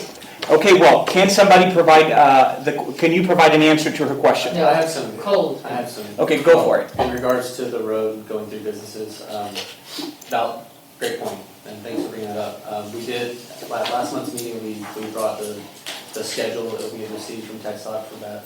You're talking about 620? Yes. So we do have kind of their updated schedule, which has changed, obviously, and pushed backwards. There's also a schematic that kind of shows where that would go.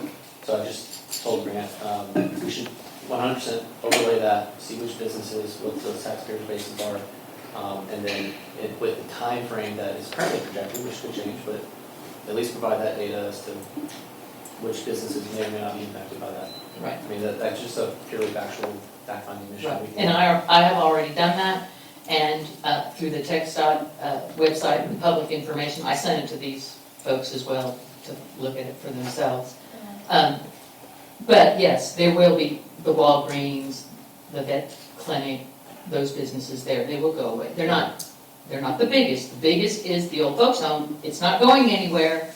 But we will lose some commercial value. You will lose commercial value. They're on the top 10 list. Yeah, for sure. So that's going to happen. And that's going to happen while this bond is still alive and the rest of us are still paying for it. Now, there's members of this board who will be dead long before this bond is ever paid off. That's, you can inherently leave the debt to your kids. But the meter thing, Jacob, I know we looked at this before. It could take 12 years at the current rate to replace all the meters, but I looked at the meter data today. There are Excuse me, only is that a 9 question? Are you There is a making a question, statement? Well, make a Everybody else question. is Excuse still me, allowed you to- gotta make a question. I am. Okay, make the question, state the I'm question. getting there. State the question. Quit interrupting me. Excuse me, Linda, you do not get No, to. I'm ready this meeting. I don't know. We need to, Please, and we let keep, her just speak. Cole, you're not helping. No, I'm saying that, look, listen to me for a quick second. Corey drove in from Houston for this meeting and needs to hit the road again, so I'm trying to respect his time as well as your other consultants and their time. I want to make sure that questions are asked, so if we. That's what I'm trying to ask her, ask the question. Not if you keep interrupting. You're sort of badgering. You are. Yes. He does it every meeting. He does it every meeting. You were not, So the meters- you were very rude to me. I don't know you, you don't know me, but you were He's rude always to me and you were raising your voice, which isn't, to me, I find that very offensive. And you can also. You know what? No, that is very disrespectful. That is not disrespectful. Yes, it is. You don't need to call him here's No, you need, It is Cole. 7:30. She called him a Mexican. I did not. I didn't. She Okay, said, I said padre. Can we, ask a can we question? gain some civility? No, sit down, please. Sit down. Let's have some civility in this room. It starts with, Okay. it starts with you. Okay, ask your question. This is gonna be your last question. You've asked plenty of questions I'm trying already. to help you out of here, out of this little mess. So my question is. No, you're not asking the question. Linda's She needs to speaking. finish her Oh, question. sorry, I thought you were looking at me. Ask your question so that we can move on and allow others to have an opportunity to ask Why? questions, Linda. Jacob, why would you recommend getting rid of meters that have 7+ years of useful life on them? I looked at the data today. There are only 94 meters over 2 million gallons run across them. Everything else still has a lot of life left in them. Why would you spend money throwing away an asset? From an engineering perspective, I did not recommend the meter replacement project. The meter replacement project was underway by the board prior to my engagement with the district. The history of it is relatively messy. At the time of the capital improvement plan that we put out, it was discussed and agreed upon by the current board at that time to earmark X It was number of thousand, about 50,000 a year. $50,000 a year to put in meters. After that first year, none of that 50,000 had been spent. There was a conversation that took place as far as, okay, how many meters were remaining, how much would we need to spend per year to accomplish that in a reasonable time frame. I forget the exact numbers, I'm sure you have them in front of you or have recently looked at them again. But there was, something in regards of like an absurd time frame to do it at $50,000 a year to actually replace all the meters based on the current pricing we received from the meter manufacturer or vendor. At one point, as this bond conversation came up, it was decided by the board to include the meter project in one fell swoop as part of the bond package. So the board decided to trash almost 1,500 meters with useful life left on. That's what you're telling me? That's not. They decided to throw away a working asset because And when in you, their when you infinite kept wisdom. approving the electronic meters on the 4 years that you were on the board and you didn't cancel the project, you approved it too. And we only replaced meters that had 2 million gallons or more across them. No, but I'm just saying. That's the plan. You saw the electric meter project and you could have canceled I the don't whole have any project. issue with it. So I'm next saying question, follow anybody the else has a plan. question? Yes, you, back there. No, not you. No, not you. Yep. Chris, so to us. Chris, thank you. Okay, sorry, I'll change. Just one question about risk. I think Cole kind of mentioned it, sort of maybe anecdotally, and we talked about it with the ice storm, 6 months versus 12 months. I think it would give me some kind of closure if the board could, obviously not at this meeting, but at some future meeting, you don't need it to be official, but maybe the community would help to have it official, because like, the ice storm was 2021, I'm looking at the 2021 budget, that was the last budget where this estimated 6-month reserve without capital was on there. So in relation to bonds, I'm still confused why we suddenly went from 6 months to 12 months as the minimum. It looks to me like that was an accident because we didn't do things. And I would hate to make you do, not like distract you. This is a distraction, right? We should be working on the lift station. We're delaying it by a year. It was when Linda was on the board, ask her. I get that. I get like we're super distracted. And so I don't want to contribute to that. But I guess I would find some sort of closure. I don't know if it's 6 months or 12 months. There's no official statement. They don't know either. Right, We don't have 20. We have 14, we have 24. Well, not how much do we have, but what do you think the minimum should be? Like when you're. We had someone, he was telling us that the gold medal, that at 12 months we'd get some sort of discount with 12 months. I'm just saying that the industry, Chris, the industry standard for a district like this, I don't know, I've never heard 6 months. Chris, I've got a district in the Houston area that has zero system responsibilities because they're an in-city district and the city has assumed everything, the water lines, the sewer lines. The city has, ownership responsibilities for the central plant facilities, the wastewater treatment plant, the water plant. Even the detention ponds and the drainage facilities are conveyed by the district to the city. All they do is they spend money on a consulting engineer, bookkeeper, an auditor, tax assessor, collector, and I would not tell those guys that they need a 12-month reserve because they have zero enterprise risk. They have no system that they're responsible for maintaining. So if they came to me and said, "Hey, Corey, you think we're good with the 6-month reserve?" Say absolutely. That's totally fine. Because what do you really need a reserve for? You have no obligation to operate or maintain anything. Different story here. You got a big distribution line system, a big collection line system. And so, walking into this situation, that's maybe that I'm the first one that you heard 12 months from. I don't know, but yeah, absolutely. That's why I recommended these guys. Look, I think we ought to strive to maintain a 12-month reserve, especially if the program is going to be, hey, we're going to go access the public capital markets. But again, I want to caveat this for all you guys. I'm not sitting here telling you that if we dip down below 12 months of reserve, that it would impact our bond pricing. It would cause our, all hell would go, we'd go to hell in a handbasket. I'm not saying that, I promise. But I don't need a formal policy. I think a good best practice is a 12-month reserve, especially given the system that we have responsibilities for.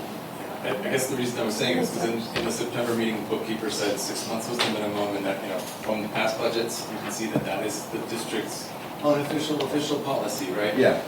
And if 12 months makes sense, the ice storm doesn't cut it for me because we were at the 6 months at that point. But if there's like a bigger risk, maybe it makes sense, but the board hasn't formally discussed it and decided on it. I went back to the minutes, Director Frank, former Director Frank, had discussed that in, I forget which year. But that was discussed, but never action taken. We've never intentionally increased the reserves. They've increased, but there was no intent. If you look at the audit reports, I don't want to belabor it, but that's where I think it would help. If this is your decision, if you want it to be 12 months as a board, I think you should make it official. Or just help us understand what is your stance on the reserves. Okay. All right, thanks. All right, so we're gonna go ahead and, so I consider resolution authorizing application to the Texas Commission. Wait a minute, before you do that, I want to answer Tina's question. Oh, thank you. Well, are you gonna, you don't want me to answer it? She said I said thank you. Okay. We have not formally done any sort of assessment of the pay-as-you-go. Interesting. Okay. Go ahead. All right, so let's go ahead and move towards the rest. No, we're done with question. Resolution authorizing, is almost 3 hours. Resolution authorizing application to the Texas Commission on Environment Quality for approval of project and bonds. So, who wants to make a motion? Before we do that, Cole, did you say that Corey wants to leave? No, I'm You're okay? conducting business, I'm fine.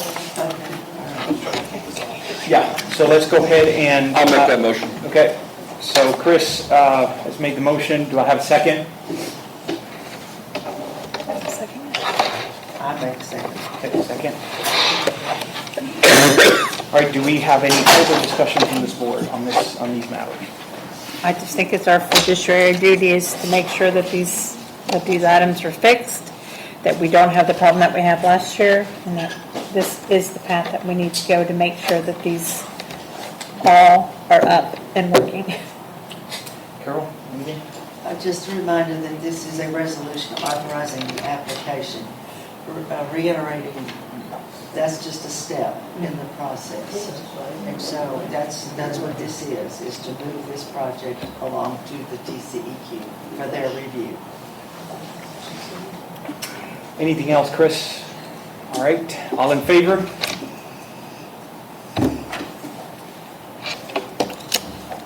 Okay, so items 5, such other matters as may be, well, we can do that later. Okay, so I move that we adjourn this meeting. I'll second. All in favor?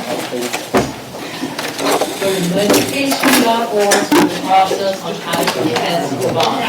I'll put it up there by. And make sure you lighten the fire. Adjourn. How's that?